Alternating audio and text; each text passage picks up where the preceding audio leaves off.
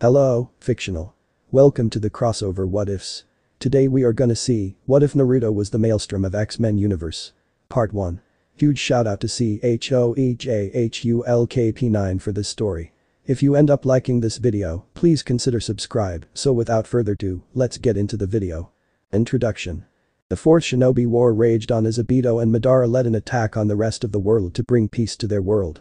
With the united shinobi army and the resurrected Hokages fighting, Naruto had to fight against Madara and Obito, and eventually Kagaya. After the fight, Sasuke showed his true colors with a desire to kill the 5 Kages and start a revolution. He captures the tailed beast in a genjutsu to kill the Kages. But Naruto won't let him do that and chases after Sasuke. He manages to gather enough natural chakra to enter Sage mode and creates a new jutsu he called electromagnetic disruption. It allowed him to disrupt the electromagnetic waves in the human brain and causes Sasuke to cancel out his Sharingan. Using this chance he merged with Kurama and enters his chakra cloak mode. Sasuke activates his Susanoo, but the other tailed beasts lend their aid and give Naruto enough chakra energy to unleash a gigantic tailed beast bomb Rasen Shuriken at Sasuke, which destroys Sasuke's Susanoo and kills him from the chakra explosion. Naruto with a heavy heart killed Sasuke, but smiled knowing that the Kages were alive. Tsunade and the others arrived to see what happened and cheered for Naruto who saved them all. Naruto walked toward Sakura, Kakashi, Tsunade and Hinata, but as he walked toward them his heart stops and he falls to the ground. Tsunade and Hinata run over to him and turn him over and they try to heal him, but his heart is too weak and is dying. "Come on, kid. Don't die on me." Tsunade yelled as she tried to heal him, but it wasn't working. Naruto opened his eyes weakly as he coughed up blood. "It's okay Granny Tsunade, I don't think you can heal me this time," Naruto said. "No. Don't say that. You're supposed to take the hat from me so I can retire." Tsunade yelled as she cried. "I don't think that's going to happen," Naruto said as Tsunade cried. He then looked to Hinata. "I'm sorry Hinata, but I won't be around much longer," he said as she cried. "No, Naruto, you can't die," Hinata said as she cried. "It's okay, everyone is okay and that's enough for me. I'm just happy to know that you are okay. You have to be strong from now on. I know you are strong and I'm going to need you to be," Naruto said. "Okay Naruto," Hinata said as she cried. "Kakashi," Naruto called out to Kakashi who came next to Naruto. "Do you think my dad and Pervy Sage would be proud?" "They would be beyond proud," Naruto said as he started to cry seeing his genin die. "Thank you. Do me a favor, help Granny Tsunade until Konohamaru is ready to take the hat," Naruto said. "I swear," Kakashi promised. "Sakura, take care. I'm sorry I couldn't bring back Sasuke," Naruto said. "Naruto, that doesn't matter anymore. I wouldn't have cared if Sasuke was alive, but I would give him up to keep you alive," Sakura told him as she cried. "It's okay, I'm fine. Goodbye everyone," Naruto said as he closed his eyes and died. Hinata cried as she saw Naruto die and everyone bowed their heads in honor the world's hero. Tsunade took Naruto home and Konoha gave him a hero's burial as the whole world mourned his death. They erected a giant statue in honor of what he did and he remained a hero to the people of the world. They even put his face on the Hokage mountain in honor of his dream to become Hokage and defend Konoha. Tsunade and the other leaders even designated his birthday as his honorary remembrance day to honor the hardships he went through and respect the loyalty he had. After Naruto died, he floated in limbo before he awoke and found himself lying on some grass. He got up and saw a magnificent and peaceful landscape. A huge waterfall and lake and grass and trees were as far as the eye could see. "Wow, so this is heaven," Naruto said. "I guess the waterfall is a nice touch." Naruto heard a voice and looked down to see a cute tiny fox. "What, don't you recognize me kid? Think Chibi Kurama." "Kurama, is that you?" Naruto asked as he kneeled down to get a better view. "Yup, it's me," he said as Naruto then burst out laughing and rolled back and forth on the grass. "Oh my god. You look so adorable," Naruto said laughing and poking at the tiny 9-tailed fox. Then Kurama bit his finger hard. "Ow." "Ah, that's what you get kid for laughing at the almighty Kurama," Kurama said. "Sorry, but what are you doing here? I thought we were separated," Naruto said. "I don't know," Kurama asked. "I think we can answer that," a voice said as Naruto and Kurama turned to see Kushina and Minato there. "Mom. Dad," Naruto yelled as he ran to them and they had a family hug. "Oh, we missed you," Kushina whispered as she kissed his head.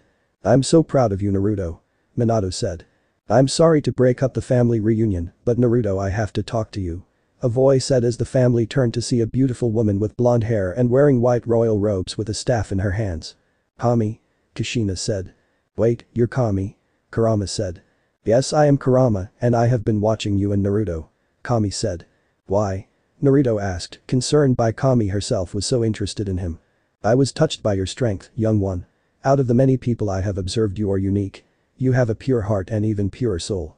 Despite how you were treated, you rose above that to help the people of the world, and now because of your actions the shinobi world is at peace. Kami said. Hee, it was nothing. Naruto said as he rubbed the back of his head and his parents chuckled. You have done much to change your world, and now I offer you the chance to do it again. Kami said. What? Naruto asked. I don't normally do this, but you have earned the chance at another life.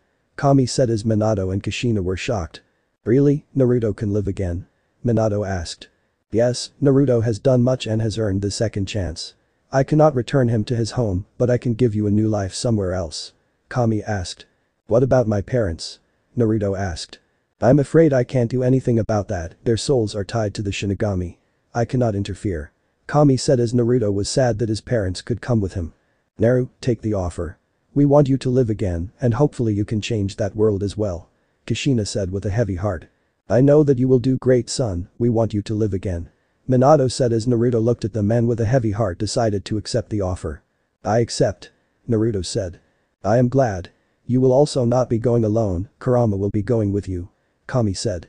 Really? Kurama said. Yes, the two of you have done much and to separate you two would be cruel. Kami said. Thank you, Kami. Naruto said as he stepped forward and Kurama jumped on his shoulder. I'm glad, I really like this idiot. Kurama said. Hey. Naruto said as he flicked Kurama on the head. Okay, now prepare yourselves because I must send you soon. I would say your goodbyes as I prepare the portal. Kami said as Naruto turned to his parents. I wish we would have more time. Naruto said as he hugged his parents. We know, Naruto. But know that we love you and no matter what, we know you will make us proud. Minato said as he hugged his son. Kurama, take care of my Naru. Kushina said as she pecked Kurama on the head. Don't worry, I'll look after the kid. Kurama said. It is time. Kami said. We're ready. Naruto said. I will remember you and Kurama, Naruto. You will have your memories of this life and when you land there you will be in for certain surprises. But I know that you can handle it. Kami said as she opened a giant dimensional portal. Enter the portal and begin your life again. Goodbye, Naruto. His parents yelled as they waved and Kushina cried and Naruto cried a little as well. I love you. Naruto yelled to his parents as he approached the portal. Ready, Kurama? As I'll ever be. Let's do it. Kurama said as Naruto breathed in and jumped into the portal. The two traveled through the portal as bright lights flashed and waves of energy passed through Naruto's body. Kurama then turned into orange energy and merged into Naruto's body. On the inside of Naruto's body, his chakra coils were in constant flux as was Kurama's energy, and then they mixed together and swirled at his seal on his stomach and then exploded throughout his body and merged into his cells and DNA, completely changing his body. His body also underwent change as well, growing younger, and when the portal ended Naruto was a baby again. Naruto was a baby again and was bundled in blankets and was in a crib of his parents of this world. Naruto's parents of this world was this world's version of Kakashi and Rin, the genin his father taught. Unlike their shinobi counterparts, the two were married and Kakashi was a police officer and Rin was a doctor. Naruto was their pride and joy as he was their son after months of trying to conceive. Naruto looked up and was shocked to see Kakashi and Rin. He guessed there had to be a version of Kakashi and Rin in this world as well. Naruto then looked around and noticed he was a baby, he then thought to himself. This sucks. Naruto thought to himself. Big time. Naruto heard a high-pitched voice in his head, he figured was Kurama. He was about to laugh until Kurama threatened him, not one word. He squeaked. Present day and the start of the X-Men evolution canon. Naruto's life has changed greatly since he arrived in this new world. He started again as a baby, but that helped in learning everything to know about his new home. Apparently in this world, there were no shinobi nations, and the world was much more advanced. There were computers, cars and guns, as well as machines that could do things he had never seen before. He was born and now lives in San Diego, California, where his dad works as a lead police detective and his mother is a surgeon at the local hospital. Growing up again from a baby kind of sucked, but it was great since his childhood sucked back in the shinobi world, this one was great. Kakashi and Rin were the greatest parents in this world he could have asked for. He got Kakashi's last name added to his, so he was now Naruto Uzumaki Hatake, but he preferred Naruto Uzumaki. They were always there for him and raised him with love and caring. He got to live a normal life, went to school, played with kids at parks, without having to worry about people treating him differently, and loved every second of it. He also learned some new things about his new home, that there is a section of the population of the world that the media calls mutants. Mutants are genetically different from normal people and often had special abilities as a result from their mutation. It was kind of cool how different shinobi had special bloodlines, these people had special powers, but he didn't get why people hated them so much for being different. It was like how people used to treat him for being holding Kurama. As Naruto got older, Kurama got older as well, and when he turned 12, Kurama was back to normal. Kurama was happy that Naruto got to live a normal and happy childhood. When Naruto was 14, he began to feel different. His body felt funny, and one day when he was helping his mother in the backyard, his body exploded with energy and he created a ball of fire and lit a tree on fire as an accident. Naruto was so confused on what happened, and Kurama told him that when they went through the portal, his chakra merged with Kurama's and it affected his body. He can't use his chakra anymore, but it turned him into a mutant. Naruto was shocked but still excited about the idea, and his parents still loved him even though he was a mutant. They didn't care, he was still their son, and Naruto couldn't have been happier. Shortly after the incident, Kurama needed to help Naruto to control his powers. He saw from Naruto's memories of how badly people here treated mutants, and if Naruto accidentally used his power in public, he would be hated just like he was back home. So the next day Kurama told Naruto he would help him control his powers. He would drag Naruto in his mindscape every day and work with him on controlling his powers, so when Naruto was in public, he had less of a risk of being discovered. After some training, Naruto and Kurama figured out his mutant ability is similar to his chakra back home, in the sense that he can manipulate and project energy from his body and use that energy to create the elements which explained the fireball he created. After some more training and some injuries, Naruto got very good control of his energy ability, since it was pretty much like using chakra. Also, since Naruto could control energy and the elements, Kurama told Naruto he could most likely perform his Rasengan, since that was basically energy, and with some more training manipulate the elements like the jutsus he had seen. And with Kurama's vast knowledge of chakra and jutsus, that would be a big benefit. Naruto also discovered that his mutant ability also made him stronger and faster than before, and that he could heal a lot faster than before. He also discovered that when Kurama's energy mixed with his, he got a new sensory ability which he dubbed Fox Eyes. Kurama also had Naruto learn some more fighting, since it could come in handy with his new powers. All in all, Naruto was doing great. He was going pretty good at school, he wasn't a genius, but he did pretty well. He definitely excelled at writing and figured maybe he could become a writer like Pervy Sage. Now Naruto was 17 years old and he grew up into a handsome man. He had his traditionally spiky blonde hair which he grew a little bit. His blue eyes captured the attention of the girls at his school, and his whisker birthmarks made them like him even more. He now stands at a tall 6 feet 1 inch, and he was in good shape from the training Kurama and the self-defense lessons Kakashi gave him. He wore blue jeans with Converse sneakers with a Uzumaki swirl belt buckle and a blue t-shirt with a dark orange jacket with his swirl on the back. He also still had his jade necklace that Tsunade gave him, since Kami sent it with him when she sent him to his new home. He also wore a red bandana since he didn't have his Konoha headband. All in all, Naruto was a heartthrob at his high school and popular. He was glad that he was living a normal life, but at sometimes Naruto felt a little bored compared to his shinobi career, but soon that would change as the shinobi world's child of prophecy would make an impact on this world as well. Naruto was walking home from school. His house was only a few blocks away, so he walked home since he was saving up for a car. As he was walking home he noticed the bushes to his right move, and Naruto smiled. "Come on, Hunter," Naruto said as a cute wolf puppy came out of the bushes and ran up to Naruto. Naruto scooped him up into his arms as Hunter snuggled into Naruto's arm showing his collar. One day when Naruto was walking home, he heard a noise and when he followed it, he saw an injured wolf pup. He tended to the pup and used his powers to heal it. After, the pup was happy and licked Naruto's face, and when Naruto was leaving, the wolf followed him. Naruto then asked the wolf if wanted to stay with Naruto, and the wolf barked yes. Naruto then took him home and after much begging to his parents, they said he could keep him. Naruto named him Hunter since he looked like a miniature version of a hunter dog. Naruto had Hunter in his arms and then reached to get his water bottle and gave Hunter a drink. "I have to fix the fence if you keep finding a way to get through and come find me when I walk home," Naruto said as he walked home and Hunter snuggled into his arms. Then Naruto heard police sirens, ambulances and fire trucks in the distance and saw them race past him. He then saw smoke in the distance and figured that was where they were going. "Come on, Hunter. Someone could be in trouble," Naruto said as he ran to the smoke. He ran for a few blocks and turned the corner to see an apartment building on fire. He saw the police keeping people away and the firemen trying desperately to put the fire out. He then saw a few people who escaped from the fire and are on the roof. Naruto needed to help but couldn't risk being seen, so he ran into an alley so nobody could see him.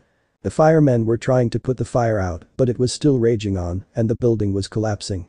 Then the roof started to crumble and the part that the people on the roof were on started to crumble and collapse, causing the people to fall off the roof. People in the crowd screamed as they saw the people fall, but then a giant earth platform came out of the ground and caught them and then lowered them to the ground. But then the crumbled pieces of the roof fell and were about to hit the crowd, but blasts of lightning hit the rubble and destroyed it before it hit the crowd. Then the fire hydrant on the sidewalk exploded as the water erupted from the ground and gathered and formed a giant water dragon. It then roared and splashed on the building, causing steam and smoke to appear, and when it dissipated the building fire was extinguished. The crowd was in awe at what happened and how something saved the building and people, while the families of the people on the roof ran over in joy at seeing their family members alive. Naruto, who was in the alleyway, saw his work and smiled. "Come on, Hunter, let's go home," Naruto said as he walked home as Hunter barked. "I saved their kid, but you could have done with less of a power statement. It'll be a miracle if we don't get discovered," Kurama said to Naruto as Hunter barked. "Relax you guys, no one saw me so I'm fine," Naruto said, not knowing what was happening on the other side of the country. At Bayville, at the Xavier Institute for Gifted Children, Professor Xavier was deep in thought. He had gotten a large reading from Cerebro and tracked it to San Diego to one young man. He was Naruto Uzumaki, and from what Professor Xavier saw he was a powerful mutant with mastery of various elements and smiled, seeing him save those people. Then Cerebro ran a scan and program and discovered that Naruto wasn't a recently emerged mutant like the others he found, but has had his powers for years and had learned to control them. The thing that made Professor X worry was that Naruto was able to shield himself from Cerebro when it should have gone off the second he used his powers for the first time. He then looked up some information on Naruto and saw he was a normal teenager and lives a happy life, but his powers trouble him. So he had Cerebro run a program to beepize the level of Naruto's mutant powers and soon discovered to his shock that Naruto was an Omega level mutant. One of the most powerful mutants that could exist. Xavier decided that he should talk to Naruto and get to know this young man. "Logan, Scott, Rogue, could you meet me in my office please?" Professor X called them telepathically. Soon, Logan, Scott and Rogue entered his office. "What's up, Professor?" Scott asked. "Yeah, would you call us Chuck?" Logan asked. "I've gotten an emergence of a new mutant in San Diego and would like the three of you to accompany me," Charles said. "Sure, we got a possible new recruit," Logan said. "Maybe, but either way, he is one interesting young man," Charles said. Hopefully he got to Naruto before Magneto and Mystique before he did. Principal Darkilmer Mystique was in her office working on papers, trying to keep her cover up. Then she saw some metal objects on her desk and turned to see Magneto. "Magneto, what do you want?" Mystique said as she turned into her blue form. "I have a new soldier I would like you to recruit," Magneto said, handing her a file on Naruto Uzumaki. "What's so special about this kid?" she asked, looking at his file. "He has the potential to ensure that my goal of mutant dominance can come to fruition. Go with the Brotherhood and retrieve him before Xavier does," Magneto said as the lights flickered on and he disappeared. Naruto Uzumaki, well then let's see if you are as important as Magneto suggests. And maybe you could not only help him but me," Mystique said with a smirk. It was the late afternoon as the sun was still in the sky but heading toward the horizon. Naruto came home after saving the building to see his mom and dad waiting for him with their arms crossed. Apparently Kakashi got the call about the apartment fire, but when he was about to leave when the fire was put out by a mysterious rush of water. Kakashi and Rin instantly knew that it was Naruto and they were going to give him a talking to. They weren't angry at him, they just wanted to make sure that he was okay and that nobody saw him. They were proud, but he needed to be careful of showing off his abilities like that. Naruto understood his parents and apologized, but as his punishment, he had to clean and tend the backyard without his powers. Now normally he would just use some wind to blow away the leaves and cut the grass and some water to water the flowers, but now he had to do it by hand. He was marching across the grass with a land mower grumbling at how long it was taking, while Hunter just sat on the deck and watched. Then his mother called him and Hunter in for dinner. Naruto ran in smelling the sweet aroma of ramen. His mother made a big batch as a job well done for saving those people from the fire. So his family was sitting down enjoying a nice family meal, talking about their day. Naruto talked about he aced his science paper on genetic mutation he based on Charles Xavier. When Naruto did the assignment, he had to write a paper about genetic mutation, and using Professor Xavier papers on genetic mutation really helped. His parents got some great news for Naruto as they were having another baby, and Naruto was going to be an older brother. Naruto was happy beyond description, he was going to be a brother and he couldn't be happier. His mother would still work, but when she became more pregnant she would stop. His dad just wrapped up his most recent case at the station and now had some time off. Naruto smiled seeing his parents so happy and smiling.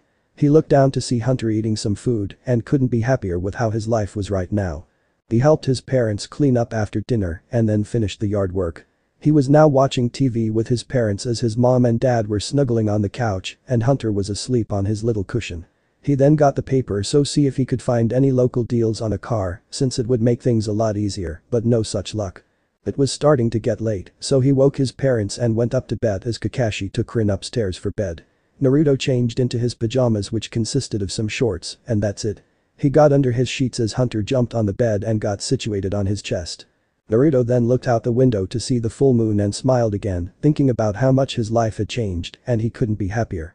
But he just couldn't shake the fact that something was going to change. Naruto woke up the next morning and got ready for school. He changed his clothes and came down the stairs with Hunter right behind him. He walked into the kitchen to see his mom at the stove cooking some eggs and bacon while his dad was drinking coffee and reading the paper. "Morning mom, morning dad," Naruto said as he sat in his chair and drank some odge and buttered some toast. "Morning son," Kakashi said as Rin came over to put some eggs and bacon on his plates. "Good morning Naru," Rin said as she kissed his head. "Looks like someone's heroics made the paper," Kakashi said as he showed the front page article that was about his putting out the apartment fire and saving people. "Nicely done hero," Rin joked as she sat down to eat as well. "Anyone know where the saves came from, Dad?" Naruto asked to see if the article had a theory about who stopped the fire. "No, none yet. People are saying it was the work of hero like Stark or those Avengers," Kakashi said. Apartment fires are kind of low-key compared to saving Law from a lunatic," Naruto said thinking back to when the Tony Stark or Iron Man saved Law from the Ironmonger. Naruto looked up at the clock to see he had to be at school soon. "Oh, got to go," Naruto said as he got up and grabbed his jacket. "Bye mom, bye dad. See you when I get back," Naruto said as he left. Naruto then ran down the street towards his high school, missing the van that drove by and Mystique who was driving. "Follow him to his school and encourage him to join us," Mystique told her brotherhood who then got out of the car and followed him while Mystique drove the van to his school to park. On the X-jet that just landed in the airfield in San Diego, Professor Xavier, Logan, Scott and Rogue got out of the plane and took the X-van to meet with Naruto's parents. As they were driving, Logan wanted to know more about the kid they were hoping to recruit. "So, Chuck, want to tell us about this kid we're going to see?" Logan asked. "Of course," Xavier said as he activated the monitors to show a picture and some basic information on Naruto. "Naruto Uzumaki Hatake, he lives in San Diego with his parents. And he is a very interesting mutant," Xavier said as Scott and Logan listened while Rogue was a little distracted by how handsome Naruto looked but quickly snapped back to reality. "So what's the kid's powers?" Logan asked. "Well, from what I could see from Cerebro, it appears to be elemental manipulation. He saved some people from an apartment fire, which is how Cerebro picked him up," Xavier said showing them the local article about the fire. Elemental manipulation, cool," Scott said. "Yes, but there is something that worries me. Cerebro activates when a mutant first manifests their powers. But after running some tests, it appears that Naruto has had his powers for over 3 years," Xavier said which shocked the others. "Really? Cerebro didn't pick up his trail?" Rogue asked. "No Rogue. Cerebro couldn't pick up his signature, it seemed that he was shielded from Cerebro's power," Xavier said. "Wow, this kid must be good," Logan said.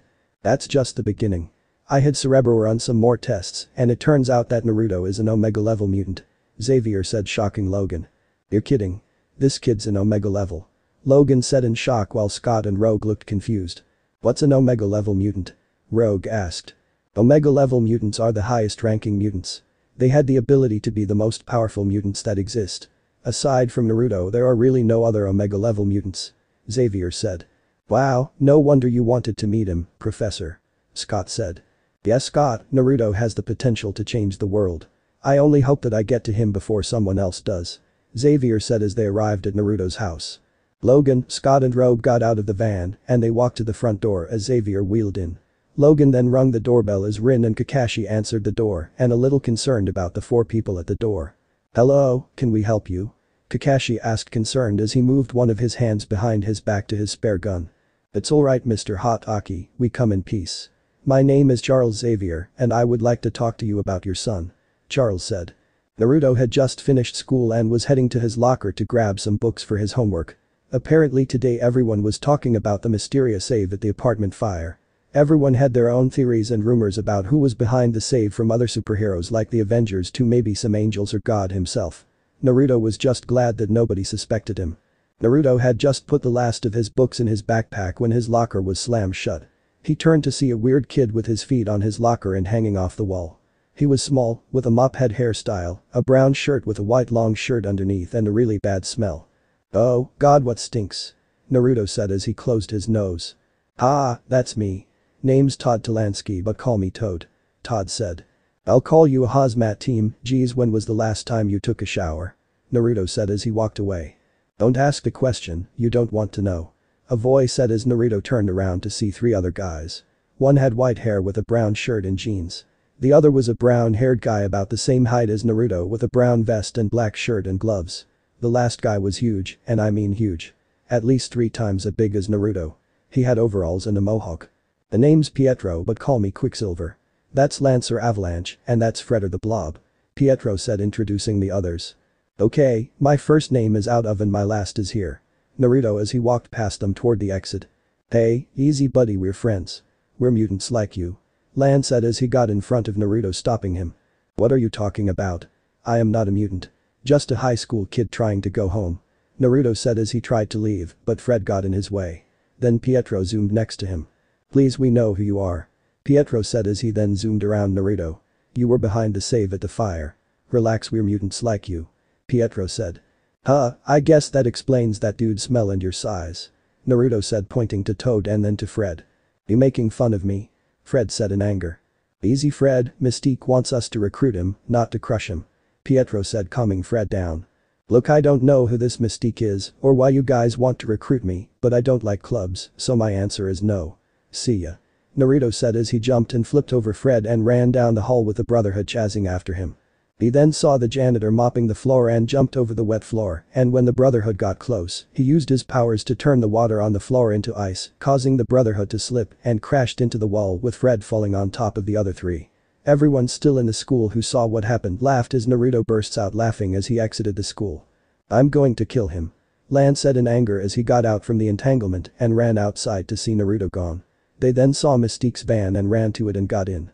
"I guessed you idiots would have failed, get in," Mystique said. "So now what?" Toad asked. "Now we remove him from the game completely," Mystique said as she drove off. Naruto was walking down the street to his house concerned about the 4 guys at his school. They were mutants and they knew he was one as well, but they wanted to recruit him. Why? And who was this Mystique? All good questions that he hoped he would figure out. Maybe his dad could help him. Naruto was so engrossed in his own thoughts he failed to notice the van in his driveway. He unlocked the front door and walked in the house to see Hunter run up to him barking. "Hey boy, miss me?" Naruto said scratching Hunter's head. "Naruto, is that you?" Kakashi asked. "Yeah, Dad, it's me. Where are you?" Naruto asked as he put his backpack down. "I'm in the living room with your mother. Can you come in, we need to talk to you," Kakashi said as Naruto walked to the living room. "Sure, but I also need to talk to you about what happened at school," Naruto said as he walked in and saw his parents, but with 4 other people. A man in a wheelchair, a gruff-looking man with a beard and boy with cool shades and a cute girl with brown and white hair. Hello," Naruto said. "Hey," Scott said. "I didn't know we were having company," Naruto said. "It's okay Naruto, they're here to help," Rin said as the man in the wheelchair rode toward Naruto. "Hello Naruto, my name is Charles Xavier, it's a pleasure to meet you," Charles said with his hand out. "Likewise," Naruto said shaking the man's hand. "Wait. Are you the Charles Xavier?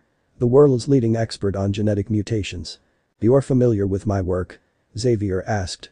"Yeah, I had to do a report on genetic mutations for my science class and your papers helped me ace my assignment. Your insight into genetic mutations is remarkable," Naruto said. "Why thank you Naruto," Xavier said. "So what's the world's leading expert in mutations doing in my house?" Naruto said. "Well, you have actually breached upon the very subject of my visit. I know that you have special abilities that many people would find strange," Xavier said while Naruto started to get nervous. "I don't know what you're talking about," Naruto said trying to fool him. "It's okay Naruto, he knows," Kakashi said. "He knows, how?" Naruto asked. "Because I am one as well," Xavier told Naruto telepathically. "Wait, you're a mutant as well?" Naruto asked as Xavier nodded. "Yes, but not just me, this is Logan, Scott and Rogue. They are mutants as well," Xavier said pointing to the others as well. Wow, so what are you doing here? Naruto asked. Well, I sense a new mutant signature here in San Diego, and it so happened to be when you used your powers to stop the apartment fire. Well done by the way. Xavier said as Naruto nodded thank you. I detect emerging mutants and help them get a better control of their new powers so they don't become a danger to themselves or to others. So you're like a teacher? Naruto said. Yes, exactly like that. I started the Xavier Institute for gifted youngsters to help young mutants control their powers. Scott and Rogue here are two of my students, and Logan is a teacher. Xavier said pointing to Scott and Rogue and then Logan who was petting Hunter who grew very close to Logan. So I guess you came here to invite me to your school. Naruto said. Yes, I would like to invite you to stay with us at the Xavier Institute. Charles said as Naruto thought about it for a second. Wow, that's quite an offer. So what are your powers? Naruto asked the others. Well, my eyes emit a destructive energy beam, which is why I'm wearing these shades. Scott said pointing to his glasses. Cool, and what about you, beautiful? Naruto teased talking to Rogue who blushed.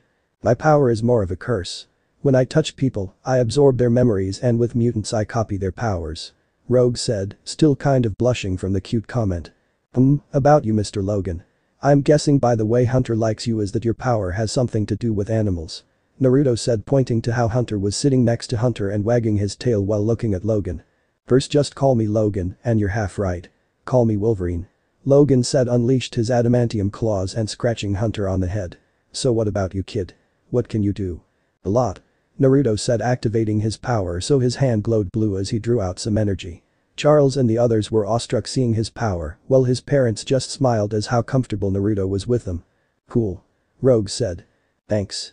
For what I gathered, I can control energy, this is it in its raw state. Naruto said as he opened his palm and the energy gathered and swirled into his Rasengan. But I can do other things as well. Naruto said as the energy turned red and turned into fire which floated in his hands. Awesome. Scott said. Yeah, but it took me a while to get it under control. The first time I activated my powers, I burned my mom's flowers. Naruto said scratching his head as the others laughed and Rin chuckled remembered the memories. And I have a lot more too. Naruto thought to Xavier who heard him and with Naruto's permission, entered Naruto's mind where he saw Naruto waiting and a giant orange nine-tailed fox. So this is Charles Xavier, a pleasure to meet you. Kurama said. Nice to meet you as well. Xavier said a little intimidated at the giant fox. Easy professor, this is Kurama, he's a friend. But do we have an interesting story? Naruto said as he and Kurama told Professor Xavier about how Naruto came into this world and his powers. Wow, Naruto, I must say that is quite a story. Professor X said having just heard their history.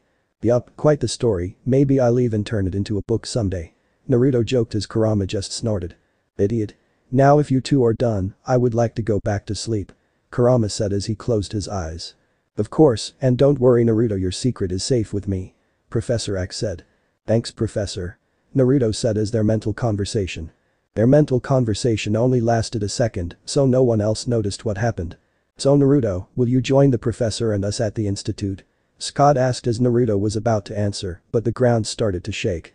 The house started to rumble as objects fell from shelves and glass broke, and the whole house shook. Earthquake. Kakashi yelled as he covered Rin and Naruto did the same. Logan ran to the window and saw Mystique and the Brotherhood outside in their gear with avalanche causing the earthquake.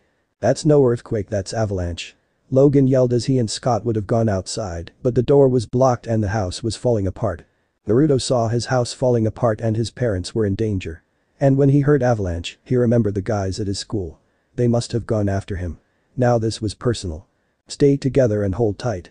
Naruto yelled as he activated his powers and his hands turned blue, then brown as he created a solid earth ground under their feet and then created a dome around them, protecting them from falling debris.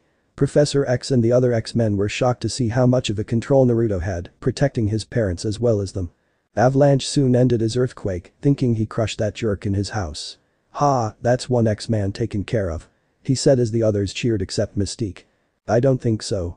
She said as they saw the earth dome in the house.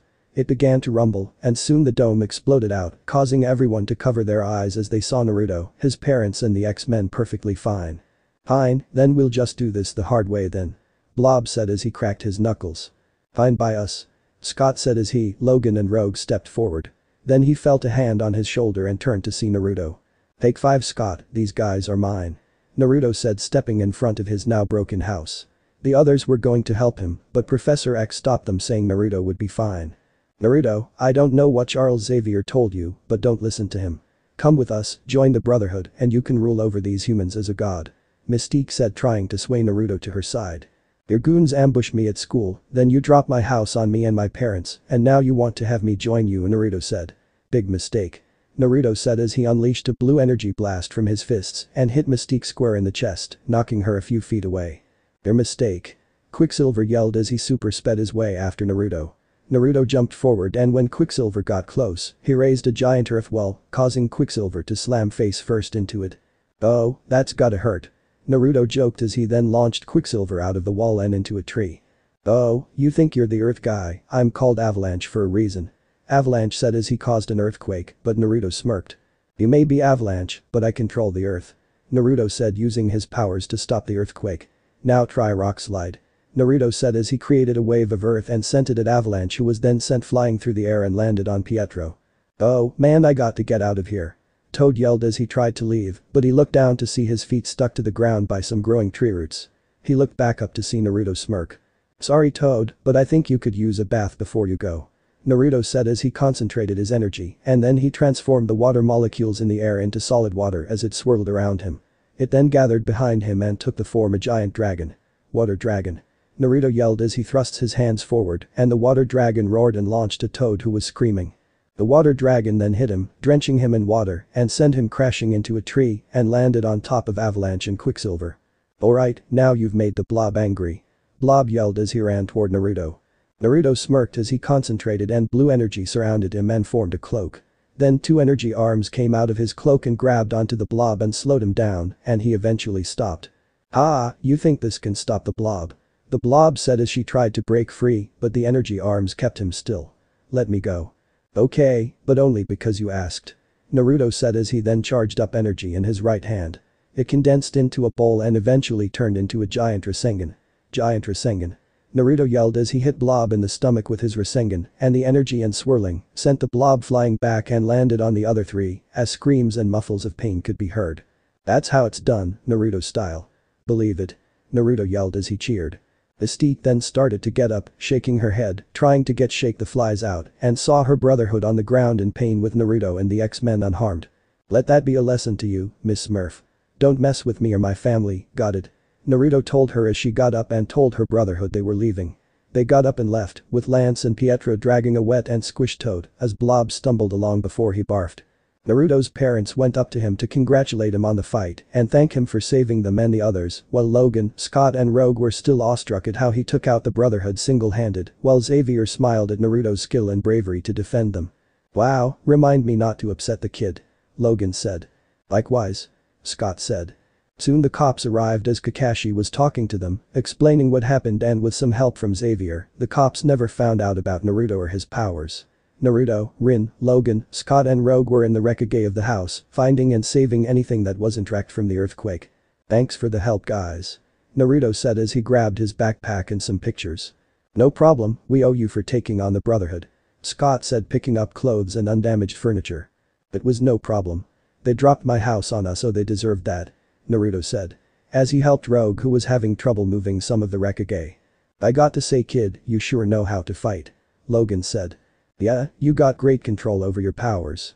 Rogue said. Thanks, that's about 3 years of training down, but I still got a lot to learn about my powers. Naruto said. Then let us help you, Naruto. Xavier said as he and Kakashi walked up to the others. I don't know, maybe I should stay here. Naruto said. No, Naruto, you should go. Rin said. Mom?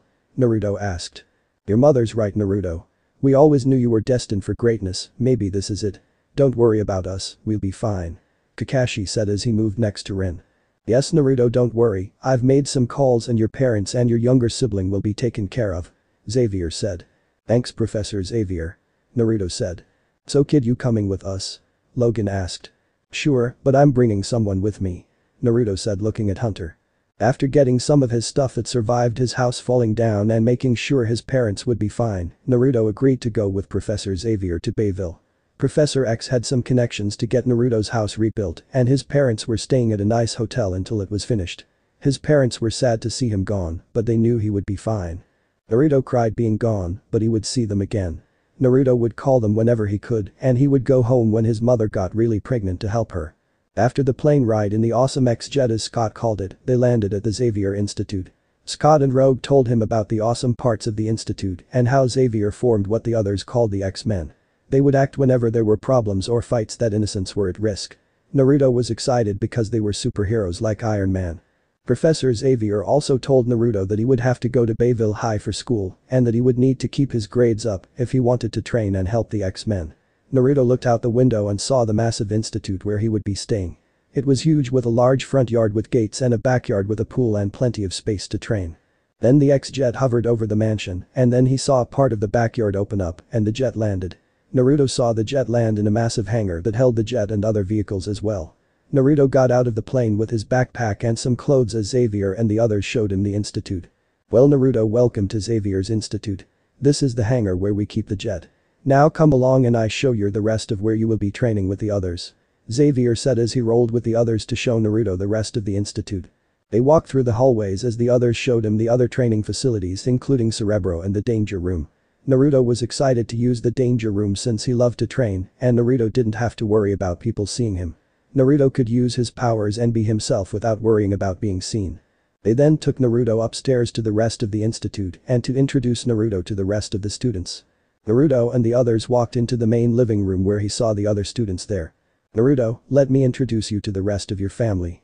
This is Aurora Monroe codename Storm, Xavier said, pointing to the African American woman with white hair, Jean Grey, pointing to the girl with red hair and purple shirt and jeans, Kurt Wagner, codename Nightcrawler, pointing to the boy with blue hair and watch, Catherine Kitty Pryde, codename Shadowcat. Pointing to the young woman her the ponytail and pink shirt and Evan Daniels, codename Spike. He said pointing to the African American teenager. Everyone, this is your new member, Naruto Uzumaki. Hey guys. Naruto said. Hello Naruto, welcome to the Xavier Institute. Aurora said shaking his hand. Thanks, it's nice to be here. Naruto said. It's nice to meet you. Kurt said. Kurt has a German accent but I'm going to write his dialogue normal. Thanks, Kurt right. Naruto said as Kurt nodded. So Naruto, is those whisker marks real? Kitty asked thinking he was cute. Yeah, they're birthmarks. Naruto said as everyone then heard a bark.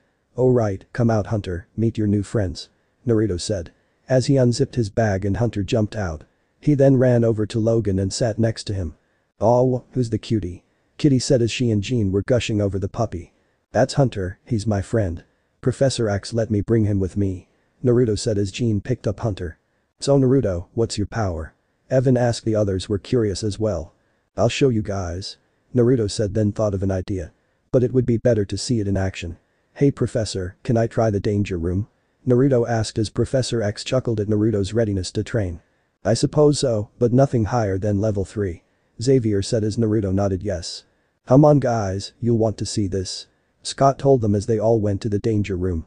They rode down the elevators as Naruto went into the Danger Room and the others went to the control room. Okay, Naruto, get ready. Logan said. Born that way. Naruto said excited. Danger Room training session level 3 begin. The computer said as the room's defenses came online. Robots and turrets came online as they targeted Naruto. Naruto smiled as he was ready to show them what he could do. Alright, let's get wild. Naruto said as he ran towards the robots as they shot lasers at him, but Naruto was able to dodge the blasts and when he got close, he jumped high in the air and slammed his fist on the ground, which released a huge energy shockwave which destroyed the robots. Then turrets came out of the ground and shot at him, but he created a water shield to block the lasers and then used the water as a whip and destroyed the turrets. Then when flying buzzsaws came at him, he then threw the water on the buzzsaws and froze the water. The frozen buzzsaws then fell on the floor and broke into pieces. Then mechanical tentacles came out of the walls and attacked Naruto as he dodged them. He rolled, flipped and jumped as the tentacles tried to crush and grab him. The others in the control room were shocked to see how good he was with his powers. Man, Naruto is good. Evan said. Like wow, he is amazing. Kitty said as she blushed a little. Yup, Naruto's got great control over his powers. When he went to get him, the Brotherhood came after him and he was able to take them all out. Scott said. Wow, he is good. Jean said as Hunter barked. Well then, let's see how the kid does with the final challenge. Logan said as he pressed a button. Naruto just destroyed the tentacles using his wind power to slice the tentacles off the wall. Then flamethrowers came out of the ground and shot fire at him, but he just stood still and when the fire hit him, the others screamed that he was dead but saw Logan, Scott, Rogue and Professor X calm. They looked again and saw the fire spin around his body and it then moved away showing a completely unscathed Naruto. He then moved his hands and the fire swirled around his body and then he launched the fire and the flamethrowers, melting them into a pool of hot metal. Then a compartment on the floor opened up and a giant robotic machine version of a gargoyle warrior came out of the ground with a giant sword. The machine then ran at Naruto and swung down with his sword, but Naruto used his strength to catch the sword. Everyone was shocked to see him do that. That sword weighed over 500 pounds and could cut through a mansion if it was used, but Naruto caught it like it was nothing. He then broke the sword and made a fist and punched straight through chest of the gargoyle, causing the circuits and wire to be seen. He then tossed the machine off his arm and then used an energy blast to blow it up. Naruto smirked seeing the broken machines and drones on the ground. He then looked up to the control room. "Alright, how about more?" Naruto yelled, pumped for more. "That's enough for today, Naruto. Let's get you situated in your room," Xavier said. "Oh, alright," Naruto said as he walked to the danger room exit and saw the others there as they ran up to him and congratulated him with his skill. They then moved back up to the mansion as Logan and Kurt, who teleported to his room, helped him move in. "Here you go kid, this is your room," Logan said placing Naruto's bag on his bed. "Do you need help setting up, mein Freund?" Kurt asked. "No thanks Kurt, I got it," Naruto said as Logan and Kurt heard some noise and turned to see 4 other Narutos putting stuff away. They were shocked and looked at him. "Energy clones, another one of my many talents," Naruto joked as Logan laughed. "Alright, you need anything come find us," Logan said as he and Kurt left. Naruto was looking at his room and smiled. It wasn't anything fancy, but it was nice. It had a big bed and dressers and it allowed him to decorate it how he chose. He set up some posters he had up on the walls of video games and movies with some ninja posters and put some family photos up as well. Naruto then noticed Hunter was missing. "Hunter, where are you?" Naruto said looking around. "You guys keep unpacking, I need to go look for Hunter," Naruto said. "Got it boss," the clone said as Naruto left. Naruto walked through the halls of the mansion, looking for Hunter when he heard some barking and female giggles. He then followed the noise and turned to see Hunter playing with Rogue in the living room. Rogue was smiling as Hunter ran back and forth and ran up to her a lot, wagging his tail as she pet him. "He's just bundles of fun isn't he?" Rogue heard as she saw Naruto leaning against the wall. "Yeah, he is," Rogue said petting Hunter. "He really likes you," Naruto said as Hunter snuggled on her lap. "Yeah and the feeling's mutual," Rogue said as she pet him. "Hey Rogue, what did you mean by your power being a curse?" Naruto asked, curious about what she meant. "When I make skin-to-skin contact with people, I absorb their memories and powers. Professor X says that I absorb the life force when I touch someone. If I touch someone for too long, I could really hurt them," Rogue sadly said. "I can't be close to people. It's a curse." "I don't think so," Naruto said as he reached out and touched a part of her arm that wasn't protected by her glove or shirt and touched her bare skin. Rogue was shocked to see him do that, but she didn't absorb any of his powers. She was shocked and frozen at how he was touching her, but she wasn't absorbing any of his powers and his was not unconscious. "How?" Rogue asked. "I'm not sure," Naruto said as he then talked to Kurama in his head. "Kurama, why isn't Rogue absorbing my powers?" "That's my fault. It's also the reason that Professor X didn't scan for you years ago when your powers first appeared. I shielded your energy signal until I felt you had more of a control over your powers, then I stopped. As for why the girl isn't absorbing your powers, when my energy and yours merged, it also created a barrier that prevents your energy from being leaked out of your body, or in this case drained," Kurama said. "Awesome thanks Kurama," Naruto said. "No problem just tell your girlfriend it's one of your powers," Kurama said. "She's not my girlfriend," Naruto told him as Kurama laughed and Naruto cut the mental conversation they were having. "It's one of my powers. It prevents my powers from being drained," Naruto told Rogue. "Cool," Rogue said as she was happy about the fact she could be close with someone, especially since it was with a cute new guy. "Want to make sure?" Naruto asked as she nodded and took off her glove. She then took Naruto's hand into hers and she didn't drain his powers. "I guess you got one person you can be close to," Naruto told Rogue as she smiled and Hunter happily barked. Logan then walked into the room and saw what the two were doing. Naruto and Rogue saw Logan and quickly separated with a blush on Rogue's face. "Am I interrupting something kiddies?" Logan joked. No Logan, I just came looking for Hunter. I'm going to get some rest, I got a big day tomorrow," Naruto said as he left, referring to his first day at Bayville High. "Rogue, you okay?" Logan asked. "Yeah, I'm perfect," Rogue said. "Everything's perfect," Rogue said as she went to her room with a smile on her face and put her glove back on. Logan just chuckled, "Ah, kids," he said as he went to bed. The next morning was busy with noise and movement as everyone was busy getting ready to head to school. Naruto also got up early to get ready for his first day at Bayville High. He got dressed in his usual attire and went to the kitchen to grab breakfast with the others. He saw the other students eating and chatting as Logan and Xavier were drinking coffee while Aurora was eating and petting Hunter, who was snuggled on his lap. Breakfast was fun as he got to talk with the others and learned some new things. He learned that Evan is a big skateboarder and Kurt's watch was an image inducer so he could look normal when he went to school. Naruto saw his true form and he had to admit, Kurt looked awesome. He also learned everyone else's powers. Jean was a telepath and telekinetic, Spike could create spikes, and Kurt was a teleporter, and Kitty could walk through solid objects. They then left for school in Scott's car and one of the vans. The others told Naruto that the Brotherhood went to Bayville as well, and Mystique was actually the principal, but the school was neutral ground, so no fighting. They got to the school, and Rogue escorted Naruto to the office where Principal Darkholm was homesick, so the vice principal gave him his schedule. Naruto had some classes, math, science, English, etc. He also had a few with the others, and unfortunately a few with the Brotherhood, but he smirked when he saw that they were bruised and bandaged up from his fight. When lunch came around he got his lunch which was funky smelling, and went outside to the tables and saw the others and joined them. "Hey guys," Naruto said as he sat down next to Kurt and Rogue. "Hey Naruto. How's your first day going so far?" Jean asked. "Not bad, but is this what lunch is like every day?" Naruto asked, poking the weird brown thing on his tray. "Only on Mystery Meat Thursday," Scott said. "Duly noted, remind me to pack lunch on Thursday," Naruto said, pushing the food away. "So how were your classes?" Kitty asked. "Not bad, they were okay. I do like that one teacher, Mr. McCoy, he's really cool." Naruto. "Yeah, I've heard he's one of the most popular teachers here," Kitty said. "So Naruto, are you the reason the Brotherhood looks worse for wear?" Evan asked, pointing to the Brotherhood at the other table who bandaged and bruised up. "Yup, now they'll think twice before messing with me again," Naruto said confidently as the others laughed. Then Duncan and his football buddies came over. "Oh, look who's here, Bayville's newest little kitty cat. Not hungry Naro, how about some milk?" Duncan made fun of Naruto for his whisker marks as his football buddies laughed along while the others just thought he was a jerk. "First off, it's Naruto, your blockhead, and second, I'm actually surprised, Duncan. You know why?" Naruto asked. "Why?" he asked. "You actually knew that cats had whiskers, good job," Naruto said in a joking manner as the others laughed while Duncan and his friends got angry. "Oh yeah, whiskers, you want a knuckle sandwich?" Duncan threatened. "I bet you can't even spell knuckle," Naruto joked as the laughing got louder and Duncan got madder.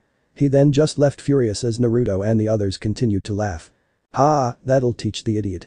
And if it doesn't, maybe this will," Naruto said with a smirk as the others then heard a boom and then a yelp and saw Duncan and his friends covered in pink paint.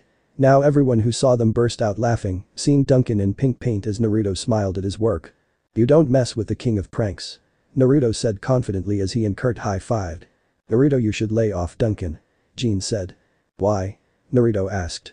"Because it's not nice," Jean said while Naruto looked at her weird.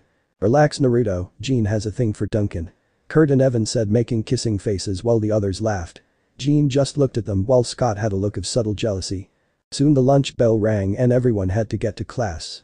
Naruto finished up with his English and then gym, which wasn't bad. When school got out he got a ride back to the mansion from Scott. Naruto had to admit, Scott had a nice looking car. That gave Naruto an idea. When he got back to the institute, he asked Logan about any nearby car recycle plants or garages. Then he convinced Logan to go with him to the depot to pick up a junker, and when they returned there was an old Mustang in the garage. Professor Xavier and Aurora were wondering what Naruto was going to do with an old car. "So Naruto, what are you planning?" Xavier asked. "Well, I figured that I could use a car so I wouldn't have to rely on the Scott or using one of the vans. And since I have no money to buy a new car, I figured I'd get an old one," Naruto said, pointing to the junker. "I see, and now what?" Aurora asked. "Now I fix her and soon I'll have my own car," Naruto said as he went over to get some tools off the wall. "You know how to fix cars?" Logan asked. "Yeah, my dad taught me. He doesn't believe in having someone else touch his baby, as he called it, so he learned how to fix cars. He taught me and I could build and strip any vehicle," Naruto said confidently as he brought some tools on a table over. "Good luck kid, you're going to need it," Logan said.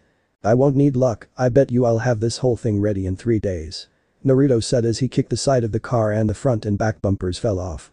"Maybe 4," Naruto said. "Good luck Naruto," Xavier said as they left him to his project. Naruto quickly made 6 other clones, and they quickly got to work checking the frame of the junker and taking note of what needed to be replaced. For the next 3 days, anytime Naruto wasn't busy doing homework or at school, he was in the garage. Everyone was wondering how he was doing with his car. He didn't let anyone see it until he finished, and the only time he would need them was when he would move supplies and stuff to the garage. The 4th day came, and right as they got out of school, Naruto went straight to his garage as usual. In a few hours he then called everyone to the garage. They were all gathered around to see a giant sheet covering the car and Naruto's other clones putting stuff away before they poof. Well, I know I have kept you guys guessing, but the wait is over. Oh, and Logan, I was right, only 4 days. Naruto said as Logan just huffed as the others chuckled. So without further ado, ta-da. Naruto said as he then threw the sheet off the car to reveal a pristine and perfectly clean and fixed 1967 Mustang GT 500 Super Snake. It was clean with new wheels, windows and hood with a dark orange color and red stripe going through the center. Everyone was shocked to see the car he built. It was hard to believe that a few days ago it was a junker and now it looked brand new with a clean shine. How did you do this? Scott asked, inspecting the car. Hard work, patience, and help. Naruto said as the others looked at the car. I must say I am impressed at how well this turned out. Professor Xavier said looking at the car. Thanks, Professor. Naruto said. You know how to drive it? Logan asked. I got my license. The only problem was that I had no car. Naruto said. Well, you have one, but I must warn you, Naruto, no trouble, and you must keep your grades up or this car will stay in the garage. Professor X said. Don't worry, Professor, I understand. Naruto said. Man, we got to take this thing for a joyride. Evan said as Kurt agreed. No way. No one touched my car but me. Naruto said as the others chuckled at Naruto's protection of his car. Well then, well, we're all together, Naruto, we have something for you. Professor X said as they all went to the living room. Naruto followed them to see Logan grabbed a box as Aurora and Professor X were with him while the others were watching. You have grown quite comfortable here and everyone has welcomed into the institute. We have all seen your capabilities and I know that you will be a great asset to the team and to this school. Professor X said as he gave Naruto the box. Welcome to the X-Men. Congrats, kid. Logan said to Naruto as he then opened the box to reveal his X-Men uniform. It was a mix of blue, black and orange. It had the X buckle Naruto saw the others had on their uniforms and shoulder guards, but he also saw that it is swirl on the front and he turned the back to see Kurama painted on. I called your parents to ask their opinion. They said you would like it. Professor X said. And someone else will as well. He's right, it's perfect. It really catches my greatness. Kurama said as Naruto snorted. They were right, it's perfect. Thanks, Professor. Naruto said as he admired his uniform. Now all we need for you is a codename. Aurora said as Naruto thought for a second. I know the perfect name. Naruto said as he faced the others. Call me Maelstrom. Naruto said as the others liked it and congratulated him. Naruto joined the X-Men. Naruto's time at the institute was great. When he got his uniform, he was now part of the X-Men. Training with the rest of the team was great and he learned a lot. Scott or Cyclops was the leader and Naruto saw he was a good leader. Training was great and it felt good to be a part of a team again. The relationship with the others improved as well. He and Kurt were great friends since they both were pretty goofy and they had fun pranking people. He was good friends with Evan too and he and Kitty hit it off. Jean was like a big sister to him since she was very organized and responsible. His relationship with Rogue was okay, she was his friend like everyone else was, but she was still closed off. She liked keeping to herself. Naruto expected that it was because of her powers. Hopefully he could break her out of that, but for now he would be a friend and patient. Professor X and Logan were doing really well in helping him get more control over his powers. Professor X, with the help of Kurama, taught Naruto how to create solid constructs with his energy. It took a lot out of him too, but he was getting better. He could create energy shuriken and kunai and even made an energy sword, but it still drained him. Overall, his months since staying at the institute was great. He stayed in contact with his parents back in San Diego and they were doing well. His time at school was okay, but he didn't love it. He was hoping for excitement, not knowing that in Bayville a beastly man with a tattered brown cloak and long hair was walking to the power plant. He roared like an animal as he destroyed the gate with his bare hands and climbed up the water tower. At Bayville High, the bell rung ending classes. Naruto just finished social science with Evan and was heading to his math class. See ya, Evan. Naruto said as Evan waved goodbye. Evan got up and looked at the D on his paper on the Star Wars program and exhaled in frustration. Man, Professor Xavier's gonna ground me for the rest of my life. Evan said.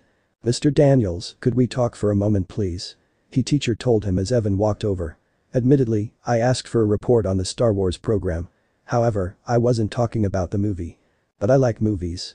Evan replied. And that's fine. But I was expecting a report on the National Space Defense System. His teacher told him.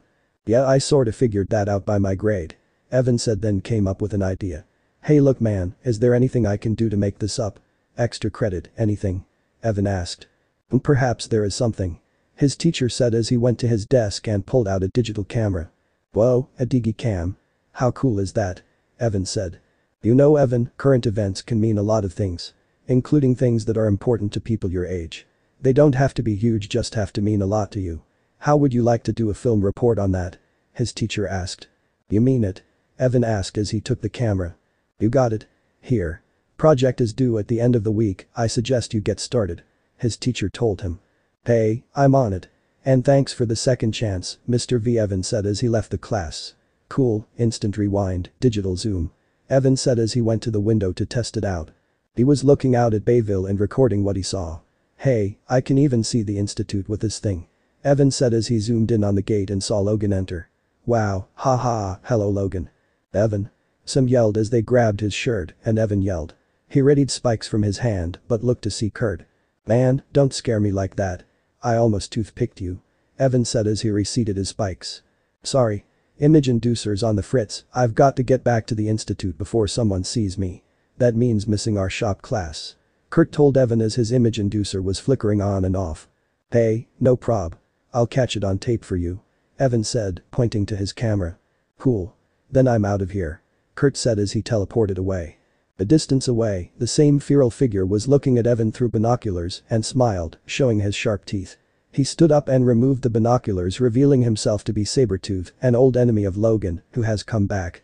Evan was sitting behind some lockers as he was filming with his new camera. He was filming the hall, which was pretty empty except for Naruto, who had his locker, and another kid who was hanging posters. And action. He said as he was filming. He then zoomed in to see Rogue and Kitty walk down the hall. I didn't swipe, you stupid novel. Rogue told Kitty. Oh right, like I suppose it just got into your gym locker by accident. Kitty said, pointing at Rogue. You loaned it to Kurt and he loaned it to me. I was gonna give it back. Rogue said. Oh right, like hey. She said as bumped into someone dropping her books. Oh, sorry, could I be any klutzier? She said as she turned to see the boy she bumped into. No problem, let me help. He said as he helped her with her books. Hey, I feel like such a dork, I mean I should be more careful of where I'm going. Kitty said as Rouge pouted while Evan and Naruto, who saw him and what he was doing, joined him. And enter the love interest. Evan said, commenting on his film, and Naruto chuckled. Thank you Jason. Kitty said. Thank you, Jason, Ek. Rogue said, making fun of Kitty. She continued to watch as the two talked and Kitty was getting flustered. Ek, I'm definitely going to be ill. Hey, you're going to try out for the school play, right? Jason asked. We need girls who can sing and dance. So, like what part do you play? She asked cutely. I'm the male lead. He said. You're going to be Dracula. Cool, well then like duh, I mean yeah sure. Of course I'm going to totally try out. She said. Great, then I'll see you tomorrow. Jason said as he left. Just when I thought you could not get possibly more pathetic. Rogue teased her. At least, I've got a hope of getting casted. Unlike you. Kitty told her. Oh, character conflict. Naruto said, watching the two interact. Time to get up close and personal. Evan said as he zoomed in more. Yeah right, think about it. I was made for this play. Rogue said as she turned to the side and saw Naruto and Evan. Hey. What are you playing at Porcupine? Ops, busted. Naruto said. It's cool, I'm just doing an assignment for Vandemier's class. Evan said as he and Naruto walked up to the girls. I better not see my face on that tape or they're going to be calling you Spike Less, Rogue threatened him. Yeah. Hey look, don't worry about it. So are you guys going to audition for this? Evan said, pointing to the poster. Well, I am. Kitty said, confidently. Yeah, me too. Rogue replied. Kitty and Rogue then parted ways as Evan resumed filming. Oh yeah, character conflict, now that's what I'm talking about. Evan said. Sabretooth jumped over the rooftops of Bayville until he was across from the school. He sat there waiting for the kid he saw to come out. He smiled as he saw Evan step out of school with his skateboard. And now, for an Evan's eye view of what it means to be a truly thrashing street skater. Evan said to the camera as he jumped onto his skateboard and left. Skating over people and weaving through the crowds of students talking, Sabretooth saw him leaving and immediately tailed the kid. He was watching the kid skate as he kept up with him, and when he thought it was time to move he did. He jumped on Evan, swiped his camera and shoved him down an alley, all without having Evan see his face. Evan crashed into some dumpsters as Sabretooth jumped to the staircase below the street Evan was on to look at the camera. He played the footage Evan recorded and rewound through until he found the footage of the Institute and Logan. Evan got back up, throwing the garbage off of him. "Man, someone is looking for some trouble," Evan said in anger as he readied some spikes. He ran out to the street to see his camera on the ground. "Oh man, I hope it isn't busted," Evan said as he tested it out. "Seems to be okay," he said in relief as he saw Toad at the top of the stairs. "Sup Daniels?" Toad said. "What do you want, Talansky?" Evan asked. "Look, I'm busy here." "I heard about your movie," Toad said as he jumped up and balanced on the railing. "Check me out," he said as he jumped up to the building next to the street, then jumped off and slid down the railing and flipped and landed next to Evan. "Style, charisma, the Toad's got it all, yo. So start shooting already." "Take a hike, Talansky. I got too much respect for my craft," Evan said as he skated away, missing Sabretooth on the building above, smiling. The next day came as everyone was waking up. Naruto woke up, rubbing his eyes to wake up more, and grabbed a towel to head to the bathroom.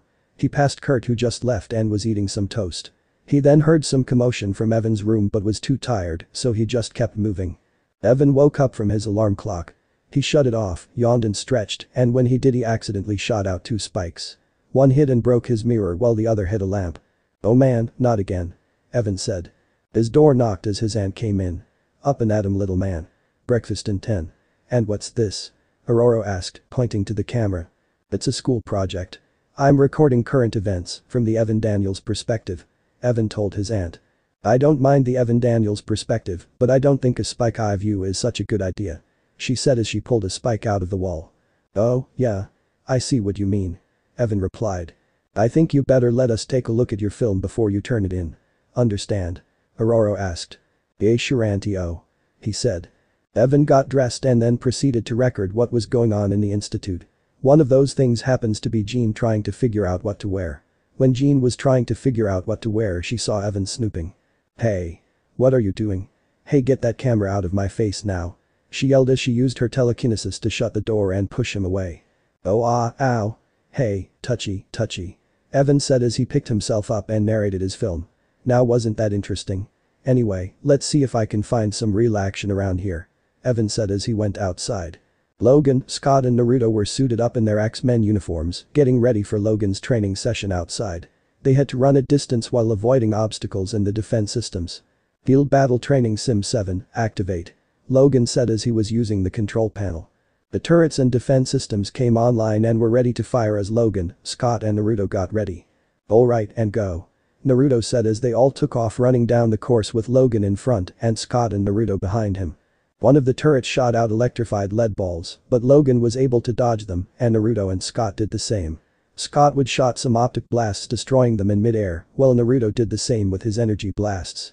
Logan then rolled under another volley and unsheathed his claws and slashed at the lead balls. Then a net shot at Logan. "Watch your back," Scott said.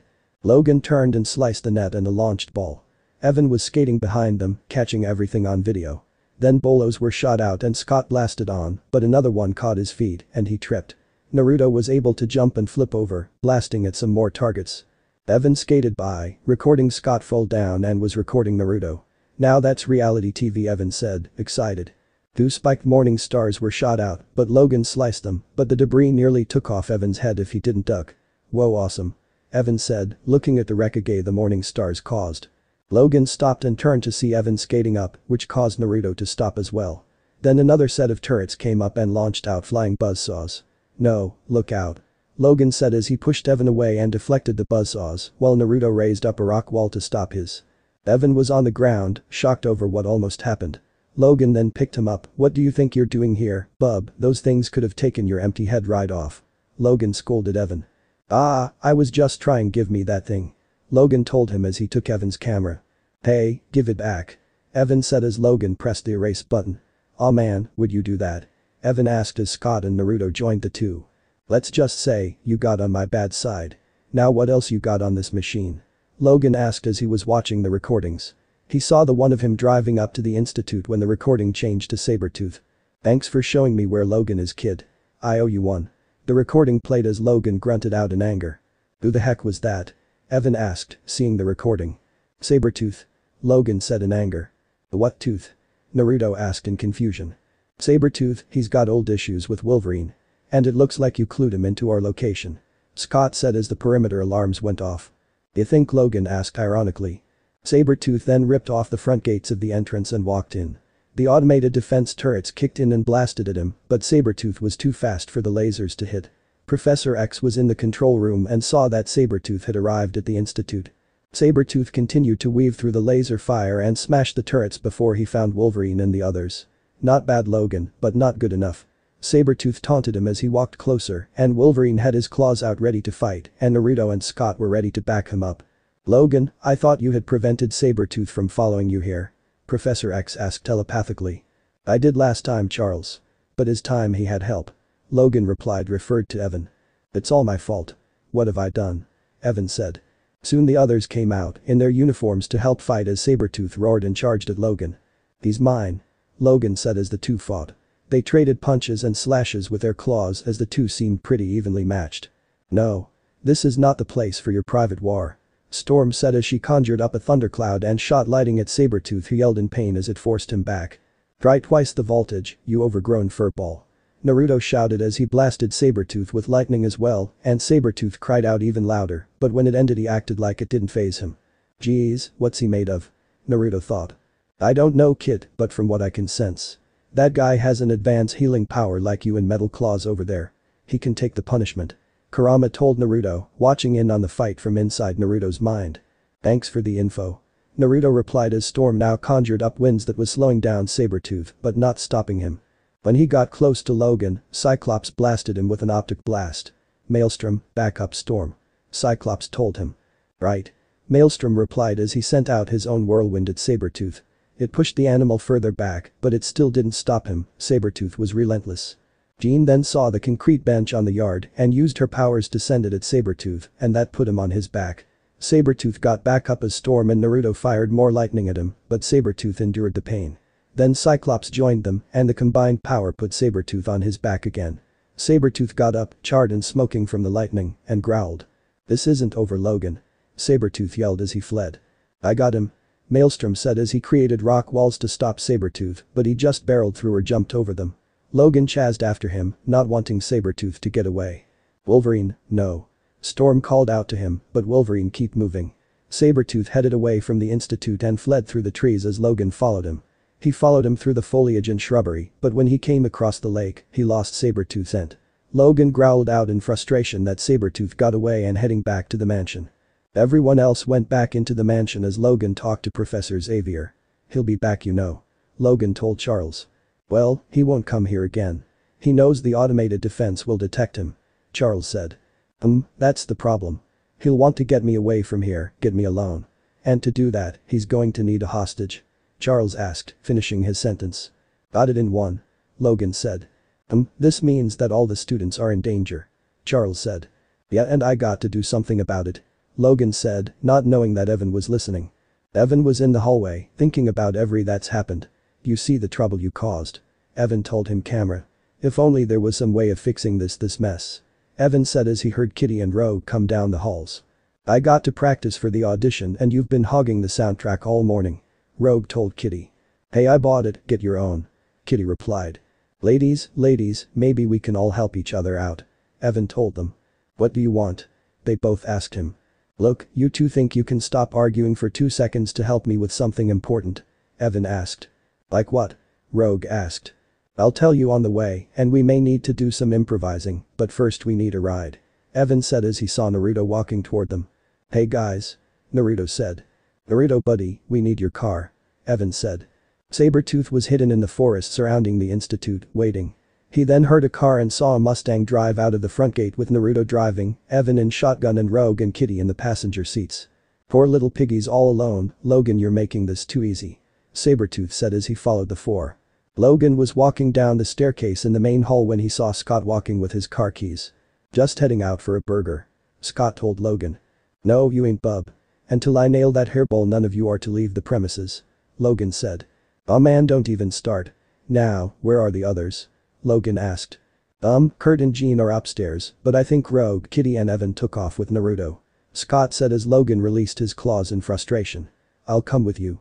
No, you stay put, look after the others. Logan told him as he left. Evan had Naruto drive until they found a clearing to shoot at. When they did, Naruto parked the car and they found an open area where Evan would be able to film the girls as they practiced for their audition. And action. Naruto joked as he pushed play on the boombox and the music started playing. Evan was filming as Kitty and Rogue danced. Kitty was having fun and just being carefree, while Rogue seems more closed off and after a few seconds she stopped. Come on, Rogue. Get with the program, shake that thing. Evan told her. Hey, she's got her moves, I got mine. Rogue said as Kitty continued to dance. Yeah, girl, you need to go with it. You need to lighten up, you're like a walking zombie. Kitty told her. Hey listen, Rogue. How about you shed them gloves and give K-girl a tiny tap? Evan asked. What? Rogue said. No way. Kitty said. I don't think that's a good idea. Naruto said. Listen to me, just enough to rip Kitty's moves. Evan said. Might work. Just concentrate on them. Rogue said as she took off her glove. Okay, but you better not lay me out. Kitty said as they touched fingers. The second they did that, Kitty was drained, but only a little to cause her to shiver. Whoa, that was pretty awesome. Oh man, am I talking like her? Rogue said. Okay, let's get on with it. Action. Evan said as Naruto pressed play. The two girls then dances with Rogue now dancing almost exactly like Kitty was. Looking good, looking good. Naruto was smiling as he saw them having fun, but then stopped as he smelled something. Hit, that tooth guy's close. Kurama told Naruto. Guys rarg. Sabretooth yelled as he jumped out into the clearing, causing Evan to fall back in fear. Sabretooth roared as he crushed the boombox and held up Evan. You're mine. Rogue took off her clove and Naruto prepared to fight. Been expecting you. Evan said as he released spikes all over his body, several stabbing into Sabretooth who yelled out in pain. You got to be sharp if you're going to mess with the spike. Evan said Sabretooth then threw him into Naruto and Rogue. They groaned in pain as Naruto pushed Evan off and saw Sabretooth attack Kitty, but he phased through her and hit a tree. Kitty, get back. Naruto said as sent out roots from the tree to hold Sabretooth. Nice try kid, but you got to do better than that. Sabretooth yelled as he broke the roots and got free. He charged at Naruto while dodging energy blasts, and when he got close, he punched Naruto into a tree. Rogue got up and saw Naruto slump against the tree. Ow, geez that hurt. But I don't break easily. Naruto said as then channeled energy into the ground and stone spike shot at Sabretooth who smashed them. Picking on kids, Creed. Big mistake. Wolverine said as he tacked Sabretooth and the two wrestled on the ground. Yeah, why? Creed asked. Cause, it really ticks me off. Wolverine shouted as he threw Sabretooth over his shoulder. Sabretooth flipped onto his feet, but before he could attack, Rogue snuck up behind him and drained his energy. He collapsed to the ground, unconscious as Rogue grew fur, her nails grew into claws, her hair grew longer, and her teeth got sharper. Her boots ripped open showing her fur-covered feet. Oh, and I just shaved my legs last night. Rogue complained. Nice, the finishing touch. You planned this didn't you porcupine? Logan asked. A little bit, yeah. Evan said. Well don't do it again. You could have all been killed. And don't give me them puppy dog eyes, half pint. You're grounded, and so are the rest of you. Logan said as he put Sabretooth over his shoulder. For how long? Naruto asked. I don't know, until She-Wolf there gets a haircut anyway. Logan said as Rogue pouted and Naruto and Kitty chuckled. Now let's go. What are you going to do with Sabretooth, now? Kitty asked. Yeah, Scott said you two been duking it out for years. Evan said. He and I got unfinished business. Logan said. So, what's going to happen to him? Rogue asked. Oh, he'll get a little cooling off period. Logan said as the five went back to the institute. Logan and Professor X dropped Sabretooth somewhere far away and wiped his memory, so he has no idea how to find Logan. Rogue and Kitty got in the play and everyone went to see them. Evan also got great inspiration for his film, talking about his new family at the institute. Even though they aren't blood, they always look after one another. And he was right, Naruto had to admit that everyone here looked out for one another and that they were a part of his family. Survival of the fittest. At the Stokes County Maximum Security Facility, one police car entered the facility. A cop then went down the various levels of the facility until he got to a set of steel doors. He used a key and unlocked it to reveal a path to another security checkpoint. The cop then came up to a laser grid with a palm scanner. He put his hand to it and it scanned him through.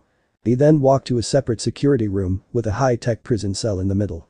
He entered the cell using the laser eye scanner and the doors opened to reveal the prisoner. A mammoth-sized man wearing brown tank-like armor was unconscious. He was submerged in the liquid in the cell and was chained to the ground.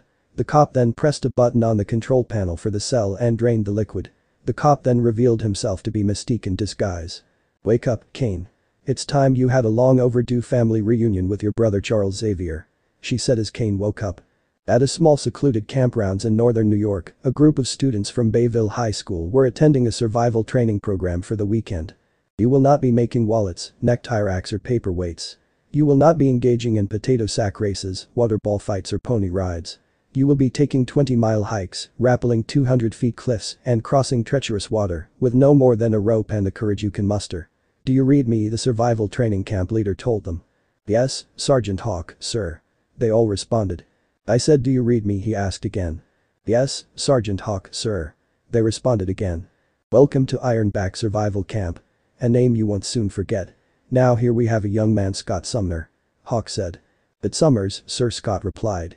"Whose scholastic achievements at Bayville High have earned him the rank of group leader. You will be following his lead," Sergeant Hawk said while the Brotherhood didn't look happy. "You've got 10 minutes to stow your gear and report to the training field." "Dismissed," Hawk said as the rest of the students left, leaving the X-Men by the bus. "Oh, I'm going to be like dead in 2 days," Kitty complained. "What about me? I'm a city kid," Evan said. "What did we ever do to deserve this?" Kurt asked. "I'm going AWOL. Anyone know how to hotwire a school bus?" Rogue asked as she got her bag. Whoa, slow down, Private. Come on, we're not washing out in front of the whole school. Besides, Professor X endorses this place," Scott said. "Yeah, at least he gave us a choice. Survival training here with Wolverine," Jean said. "Some choice," Rogue commented. "Come on, we can do this," Scott said. "I feel bad for Naruto, since he started later than us, he didn't qualify for the trip," Kurt said. "Yeah, Wolverine's probably killed him by now," Kitty said. They all got their packs and headed to the cabins.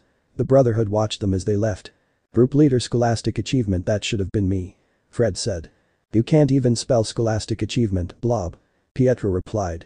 "But I can spell doomed," Fred said as he punched his fists. "Which is what that goody-goody gang is after I get them alone in the woods." "Yeah, I can hear it now. Search and rescue efforts abandoned for missing teens, no traces found," Todd said. "Hey guys, take it easy. We'll hurt them where it hurts the most, in public, in front of everyone. Let's go," Lan said. Back at Stokes County Maximum Facility, Mystique was telling Kane what he missed. Cellular paralysis biofluid. "Amazing, it actually stopped the unstoppable," she said as he released his chains and opened his cell door. "It will take a few minutes before you can move. Then I'll sneak you outside this horrible prison. Who was it that locked you away?" Mystique asked, jokingly. "Oh, that's right, your brother Charles Xavier," she said as Kane growled in anger. "Who are you?" Kane asked, still weak from the paralysis fluid. "A deal maker," she said as she opened the locker nearby to get his helmet.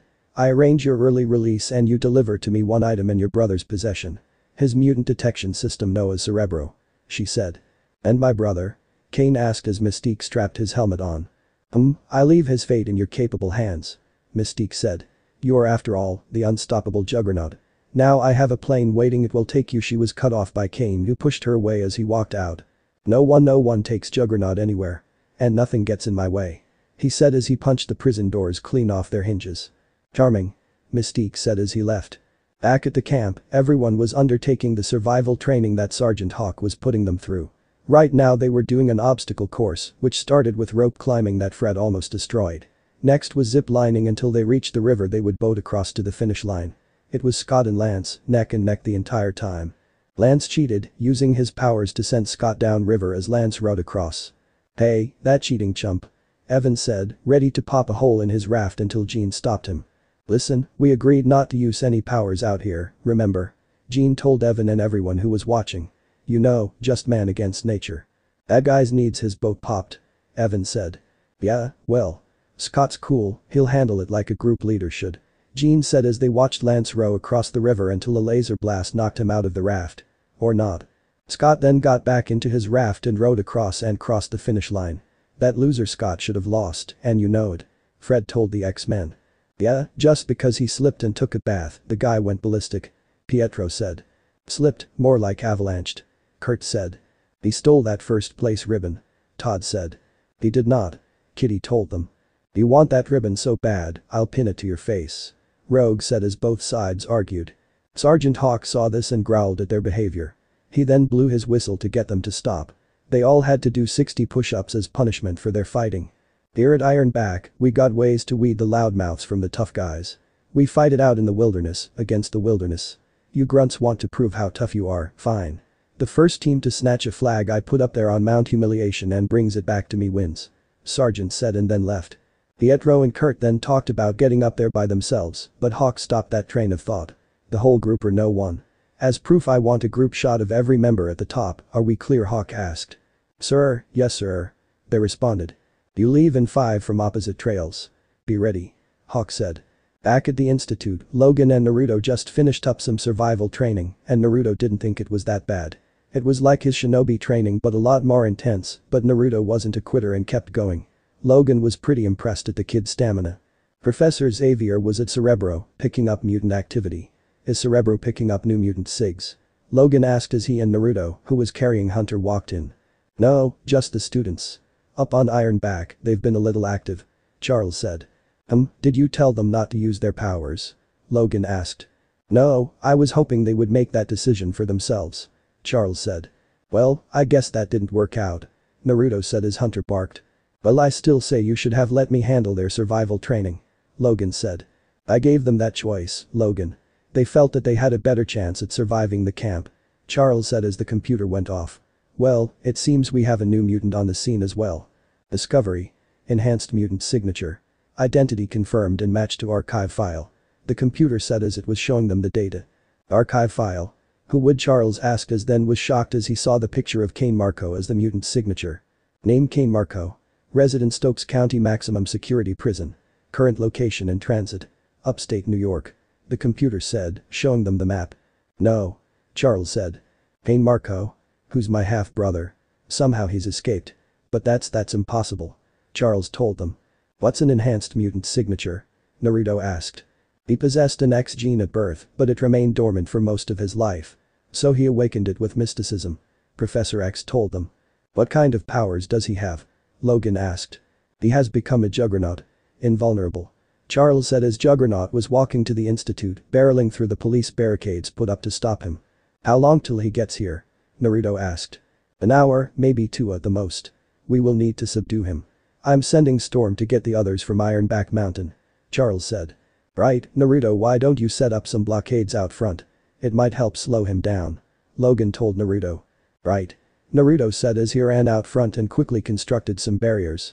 He set up some large rock walls and spikes to try and slow him down, but from what Professor X said, it wouldn't stop him.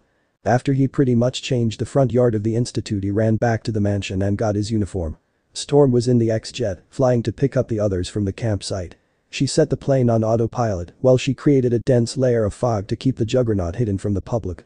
And efforts to locate this powerful convict have been hampered by the unexpected appearance of this dense inland fog. Let got to Hailey Taylor for more of this strange weather. A news report said as Charles smiled. Very good, Storm, keep it up. Charles told her telepathically as Logan and Naruto, dressed in his uniform, walked in. If no one can see Kane, then no one will be foolish enough to recapture him. Charles said. If I can't stop him, Charles, your best protection will be in the danger room. I got it ready. Logan said.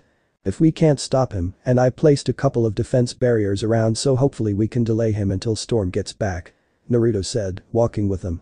Naruto, I don't think it would be a good idea of you facing Kane. Charles said with concern. I can help Logan in stopping him, and I'll be the last line of defense before he gets to the danger room. Naruto said, as Professor X couldn't disagree with that logic. Anyway, my healing should keep me in the fight long enough.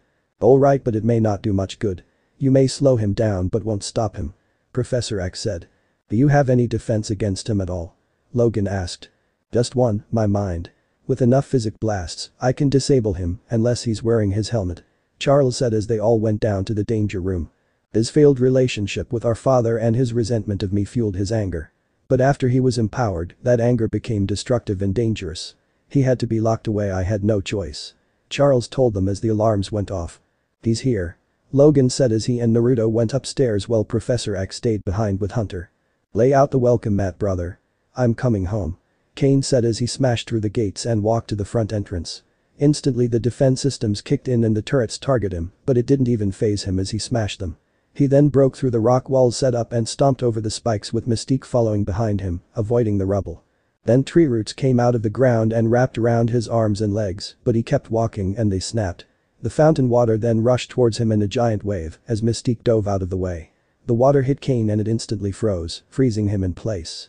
Then the ice started to crack and he broke free. Ah, refreshing. Kane joked as he kept walking forward. When he got to the steps, Wolverine jumped from the second-floor balcony and slashed at Juggernaut, but Kane caught him and tossed him aside. Then Naruto jumped out and delivered a spin kick to Kane's helmet, causing him to stagger back as Logan jumped forward and kicked off Juggernaut's armor, pushing him back more. Logan landed beside Naruto as he unsheathed his claws, and Naruto powered up. "You can't stop the Juggernaut," Kane yelled. "Forgive me for trying, bub," Logan yelled as he attacked Juggernaut. He slashed at Kane while ducking punches as his adamantium claws scratched Kane's armor, but Kane was able to land a punch that sent Logan straight through the front doors and into the living room. "My turn," Naruto said as he used his powers to shift the stairs underneath Juggernaut, pushing him back a few feet. Juggernaut quickly regained composure, kept walking forward. Naruto blasted him square in the chest with a powerful energy blast, causing Kane to stop but kept moving. Kane then charged and tackled Naruto into the mansion. Naruto flew in the air, landing beside Logan as Kane walked in with Mystique right behind him. I expected better," she said. Logan charged again, but Kane punched him through a wall. Naruto created some energy shuriken and kunai and threw them at Kane. Kane winces as they got stuck in his armor and charged at the blonde kid. Naruto rolled out of the way and blasted Kane with lightning, but it didn't stop him. He picked up part of the broken sofa and threw it at Naruto, who used his wind powers to slice it in two. Kane charged again, but Naruto ran at him and flipped over him, grabbed his helmet and tried to yank it off, but Kane grabbed him. "Ah, nice try kid. Now it's time to break," Kane said as he started to squeeze and Naruto grunted in pain. "Kid, do something quick. Rasengan to the face, now," Kurama told Naruto. "You got it furball," Naruto said as he quickly created a Rasengan in his right hand and before Kane could break his spine, he got hit with an energy orb to the face.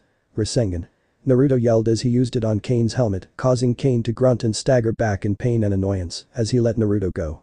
"Aw man, am I going to feel that later," Naruto said as he saw Kane then charged at him. "And this," Naruto said as he activated his energy cloak to lessen the damage but was still sent through the walls, same as Logan. Kane continued to walk towards them as Mystique followed, but then realized the rubble beneath her feet. "No," she yelled as she picked up the crushed Cerebro helmet. She saw the destroyed computer, it was completely useless. That musclehead. Logan and Naruto were then smashed down from the first floor to the danger room level. They both groaned in pain as Naruto stood up. Logan, remind me next time when Professor X suggests something. Listen to him," Naruto said as he groaned in pain and Kane jumped down behind them. Naruto covered his hand in energy and delivered super-powered punch to Kane, directly to his chest. It hit and Kane staggered back a bit, but he quickly regained composure and grabbed Naruto and tossed him into the wall. He then threw Wolverine at the danger room doors, and before Wolverine could stand up, he charged through, destroying the doors and sending Wolverine flying back. "You lumbering imbecile. What did you do, sit on Cerebro? You smashed it. What about our deal?" she asked. "I don't make deals," Kane said as he backhanded her, which sent her flying and landed near Charles. "Charles, aren't you going to welcome me home?" Kane then walked forward, but Naruto jumped on his back and held on. "I'm not done with you yet, Chrome Dome," Naruto said as he placed his hands on the exposed parts of the armor and let loose as much lightning he could right now. "Arghhhh," Kane yelled as a huge surge of lightning shocked his entire body, with Naruto holding on for dear life as Kane thrashed around. After about 15 seconds, Kane was able to grab Naruto and threw him over his shoulder. Naruto grunted in pain as he landed next to Professor Xavier. "Ah, man that hurts," Naruto said as he stood up. Hunter was growling at Kane who presumed walking forward. "You ungrateful thug," Mystique said. "Kane, this doesn't have to end badly. This house it's about new beginnings," Charles said as they backed up to the wall. "You're right, Charles. This is the beginning for me. And the end for both of you," Kane yelled. "You've learned nothing, you never will. Activate Logan's Run X-13," Professor Xavier said as the danger room activated. Huge spinning saw blades came out of the walls and attacked Kane, but he smashed them to bits. Then a ring of spiked maces came spinning at him, but he just walked through, causing the maces to fly off. He kept walking forward as Logan and Naruto were about to attack again until a voice stopped them. "Take a break, guys," Cyclops said. "We'll take it from here," Avalanche said as everyone saw the X-Men and the Brotherhood together. "Perfect timing," Naruto said. "Well now, this is a surprise," Mystique said. Pain got to Charles, but before he could grab him, Jean used her telekinesis to pull him away and keep him in the air. But she was started to struggle because he was so heavy and couldn't hold him up. Kane's helmet, remove it. Logan said. The blob then charged and pushed Kane into the wall. Unstoppable, meet the unmovable. Blob said as Kurt teleported and undid a latch on the helmet. Kane then grabbed Kurt and threw him off. Kane charged at the blob and knocked him into a wall. Cyclops then blasted Kane, but it didn't do much. Kane then grabbed the danger room Rekage on the ground and threw it at Cyclops, who rolled away. Avalanche weakened the ground underneath Kane, causing him to fall forward. Quicksilver then zoomed onto Kane's back and undid the second latch, but he was tossed off as Kane got up. Storm then created a whirlwind around Kane as the 4-cent speed of the wind pushed Kane back. Kitty and Rogue phased through the wall behind him and undid the final 2 latches. Toad then climbed on the ceiling above him and used his tongue to yank his helmet away. No. Kane yelled as he saw Charles. I'm sorry, Kane. Charles said as he released psychic blasts. Kane screamed and flailed in pain, trying to make his way over to his brother. He got very close until Naruto blasted him point blank in the face with an energy blast. The force of that put Kane on his back as Professor X was able to finish his psychic blast and subdue the Juggernaut. "Ah, take that, you walking musclehead." Naruto joked as Hunter happily barked and everyone cheered. "Now there's something you won't see every day," Mystique said, referring to how well her brotherhood and the X-Men worked. "I agree, and that's a shame," Professor X said as Mystique left. "Come on, boys. Let's get out of here before you're invited to a slumber party," she said as they followed. Logan, Scott, Jean and Naruto accompanied Professor X to the Stokes facility to put Kane back in his cell. Professor Xavier couldn't help but look sad at what he was forced to do to his brother. "You can't control the will of others, Charles.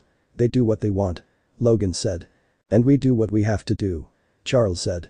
"Yeah, well, ready. The repairs on Cerebro are waiting," Logan told him as he pushed a button and Kane's cell sunk into the floor lock. They all left room, making their way back to the plane. "I got to say, kid. You did pretty good," Logan said. "Yes, well done, Naruto. Despite the odds, you kept fighting on and gave us enough time for Storm and the others to arrive," Charles told Naruto. "Thanks, it's something my dad always told me. Those who break the rules are scum, that's true, but those who abandon their friends are worse than scum," Naruto said. "Nice," Scott said, patting Naruto on the shoulder, but Naruto winced in pain. "Sorry, still a little sore. I may have an advanced healing factor, but I don't have metal bones," Naruto joked as the others chuckled. Grim reminder. Luckily, after the Juggernaut incident, things calmed down a little. Naruto went home for the weekend to see his parents and check up on them. They were doing fine and their house was rebuilt. His mother was starting to show signs of her pregnancy, and in about another month or so she would be on maternity leave. His dad was doing great as well, having wrapped up another case which gave him some time off to take care of Rin. His parents were happy that Naruto was doing great at the institute and was comfortable there. He was getting a better control over his powers, and he was happy. That was important to them. They also had some news. They were going to have a girl, and Naruto would have a younger sister. He was happy. He was going to have a baby sister, and he would make sure that he would be the best big brother he could be. When he got back, he missed some action against the Brotherhood.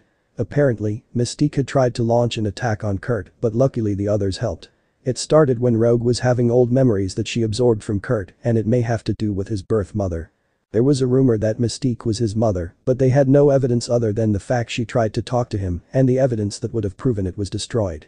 Someone was trying to cover up something, but who knows what. Naruto hoped that Kurt would find the answers he's looking for.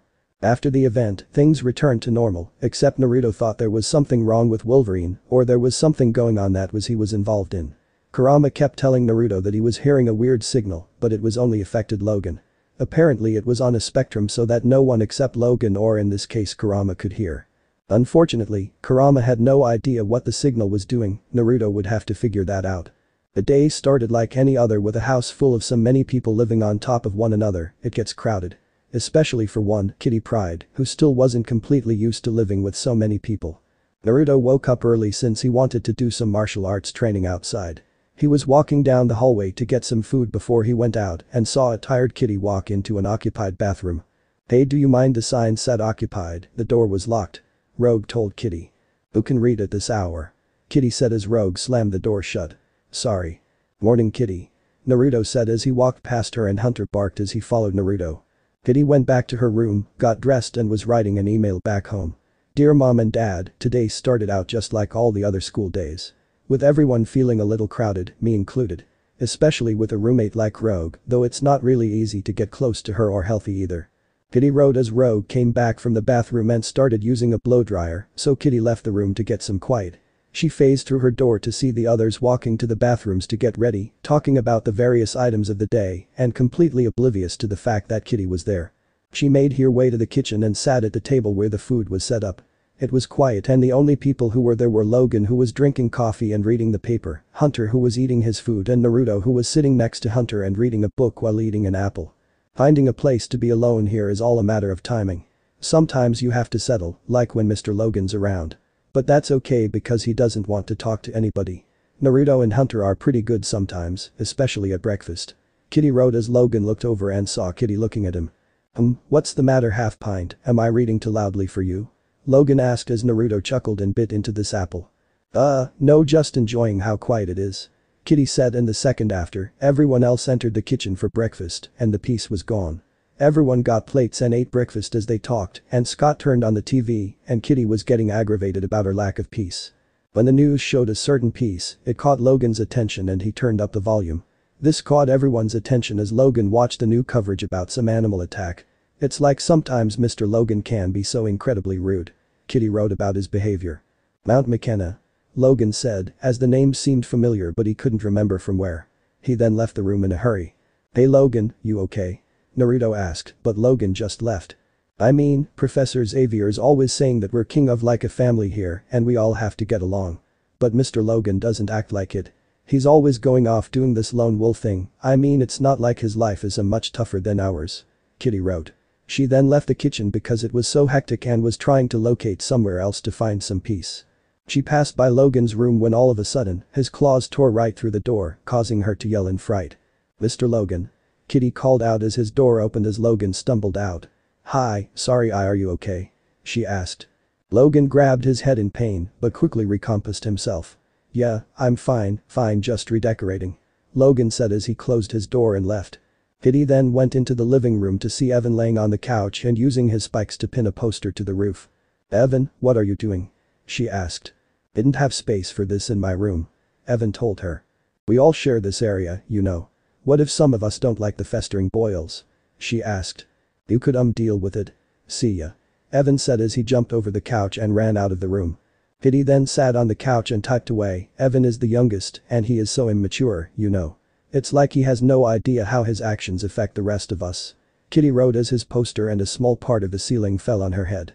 Then again, like maybe he does. Kitty then moved outside, found a nice spot on a small tree and typed away as she enjoyed the peace and quiet. Scott was working on his car at the garage and she saw Naruto and Hunter in the distance training. Some of the other kids around here are pretty nice.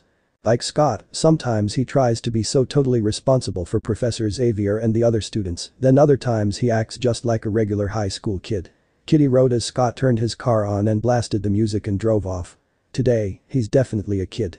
Naruto is the newest among us to make the institute his home. In the few months that he's been here, he's fit right in. He's a great guy, he's funny, smart, brave, not to mention handsome. Kitty said as she saw Naruto training with Hunter. She blushed a little seeing him shirtless, practicing his martial arts form. He and Hunter have fit right in, and as a result our group is getting a little more ridiculous. She then saw Professor Xavier moving to Logan, who was pacing back and forth in frustration or anxiety. Kitty figured it had to do with what Logan did to his room. Thank goodness for Professor Xavier. He keeps the lid on around here, not an easy job sometimes, especially with Mr. Logan. I bet he really gets after him for trashing his room. Something in that news story, I don't know what set me off. Logan told Professor Xavier. Let's talk about it. Sit down. Charles said as Logan sat on the bench. Charles, there's something in my head buried there. How's about you get inside and see if you can't pry it loose? Logan asked. Alright, but first you need to relax. Charles told him. Easy for you to say. Logan said. Professor Xavier then places his hand on Logan's head and entered his mind. Logan grunted and groaned in pain as got images of a lab and a man with glasses. Then Logan got an image of himself in a tank of water which caused Logan in more pain and he separated from Charles. Oh, tell me that was a dream or something. Logan said. No, a memory. Long forgotten or rather suppressed. I believe that was a glimpse of how you came to acquire your unusual implements. Do you wish to continue? Professor Xavier asked. Go for it. Logan told him. Logan then saw images of his escape. He was then captured by Sabretooth and the man from the lab. You alright? Professor Xavier asked. Whatever happened to me, that's where it started. With that ghoul in the black coat, he's the guy who did this. Logan said as unsheathed his claws. I got to go. You're going to that mountain in Canada, aren't you? The one you saw on TV and in your nightmares. Professor Xavier said. Happened to pick that up when you were inside my head. Logan said. Do you want any company? Charles asked. Do I ever? Logan asked as he left. Did he finally found some peace and quiet to write, and that was in the passenger area of the X-Jet. Well, I guess I better log off now before Kurt pops in and finds me. He's always doing that, totally freaks me. Besides, I'm about late for school. She wrote as the door to the passenger area opened to reveal Naruto. Hey kitty, found you. Come on, let's head out to school. Naruto told her. Kurt then teleported into the room. There you are. Why are you in here? Kurt asked. Out of necessity. Kitty told him. Whatever, Naruto's giving us a ride to school. Kurt said. Yeah, so let's get a move on. Naruto said as Kurt turned to see Naruto. All I wanted was just one minute alone in the whole stupid mansion. Kitty complained. Oh, touchy. Sounds like someone's got an astrophysics test today. Kurt said as Naruto chuckled. Then, all of a sudden, the engines of the jet turned on and Naruto, Kitty and Kurt fell over as the jet moved. The hangar opened as the X-Jet flew out and took off for Canada with Logan piloting. Naruto opened the door to the beep pit and the three of them saw Logan. That's Logan.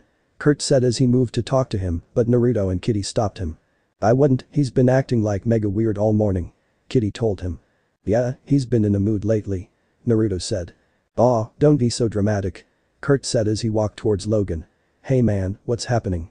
Kurt asked as he put his hand on Logan's shoulder, but Logan turned in anger punched, but it barely missed Kurt's face as Logan's claws came out. Kurt. Naruto shouted out as Kitty gasped at what Logan just did. Oh, is this seat taken? Kurt asked in fear at Logan's outburst. Sorry, my mistake. Kurt said as he then teleported back to Naruto and Kitty. Still think I'm being dramatic? Kitty asked him. Actually, no I don't. Kurt said as they saw Logan engage the autopilot and grabbed his head in pain. He then got up and walked towards the others, grabbing his head in pain. Why are you following me? Logan asked. We're not following you, we just arg. Logan yelled, interrupting Naruto as he unsheathed his claws and swung at them, but Kurt teleported them back a few feet. Now you made him angry. Kurt said. I got to take you back before arg. You got to get away, something in my head. I can't control it, can't be trusted, Logan told them as he shut the door to the beep pit, but not before he slashed it in pain. He locked us out. Kurt said. No, he shut himself in, to protect us. Naruto said as they stood up. There's a crazy person flying the plane, you call that safe? Kurt asked. We got to get out of here. Can you transport us to the ground? Kitty asked. Yeah right. Like picture this bumpity, bumpity, bumpity splat. To high up and way too fast. Kurt told them. Then I guess we're stuck on this flight. Question is, where are we flying to? Kitty said. The X-Jet eventually landed in a clearing at the bottom of Mount McKenna. The engines had smoke coming out from the recent landing, and the landing pad opened, and Logan walked out into the forest towards Mount McKenna. When he disappeared through the foliage of the forest, Kitty in her uniform phased through the jet. She phased through and saw Logan as he was walking to the forest, and she was curious why he came all the way out here. She followed him as Kurt and Naruto teleported next to her, both in their uniforms. Did you get into the beep pit? Kitty asked. Yeah, but something's jamming the transmitted way out here. I can't get a message back to the institute. Kurt told her. Oh, looks like we're on our own. Kitty said. Naruto looked at Mount McKenna, remembering it from the news, and wondered why Logan came here. Hey kid, you know that signal I've been hearing? Kurama asked him. Yeah, the one you think only Logan can hear. Naruto replied. Yeah, that one. Well, I think that the origin of that signal is coming from the mountain. Kurama told Naruto. You sure? Naruto said. Positive, somewhere in the mountain, someone is messing with Wolverine and it's probably what caused his violent outbreak before. Kurama said. Then Logan could be in trouble, he's going to need help. Naruto replied. Good luck, Kit. Kurama said. Thanks. Naruto replied as he turned to Kurt and Kitty. Hey guys, I think I have an idea on why Logan came here. What? Kitty asked. I'm picking up some weird signal from the mountain, maybe that's why Logan came here and why we can't get a signal out. Naruto told them. Well then, let's go. Kurt said as they walked to the mountain. Logan was heading up to the base of the mountain, grunting at the pain in his head as he drew closer. Unknown to him that he was being watched by the man he saw in his memories. The man was watching Logan from somewhere in the mountain where the lab and machines from Logan's memories were still operational. Excellent. You see, that chip in his brain is still active after all these years. Oh, I did such good work in those days. The scientist said as he was looking at the camera feed of Logan and viewing an X-ray of Logan's brain, which showed the chip. And yet, through sheer force of will, he's managed to subdue it. Until now. Well, why now? A gruff voice asked. Oh, I suppose he just got too comfortable with Xavier, let his guard down. Certain news footage did the rest. Isn't that right, Bigfoot? The man said to the other person who stepped into the light to reveal himself to be Sabretooth. Don't call me that. Sabretooth said. Tell you what, Sabretooth. Why don't you go greet our old colleague? The man said as Sabretooth roared and left. The scientist then turned a dial, which turned up the frequency and pain on the chip in Logan's brain.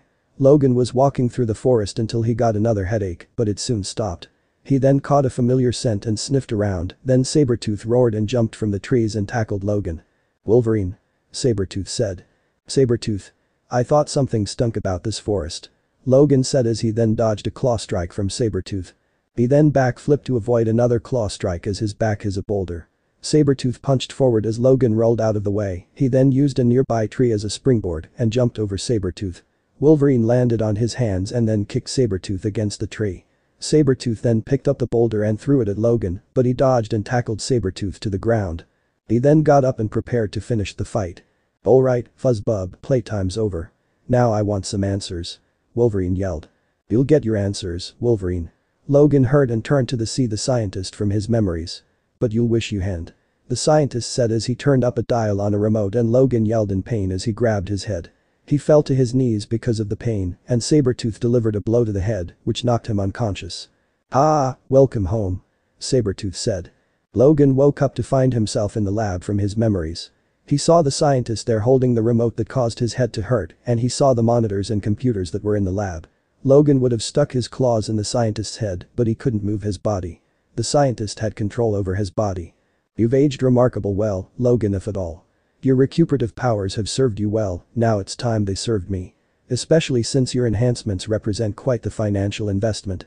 The scientist said as Logan turned his head to see a smash tank and some equipment and recognized it as the stuff from his memories.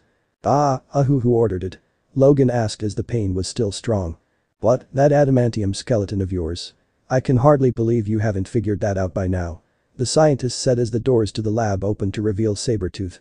Ah, Bigfoot. The scientist said as Sabretooth growled in annoyance.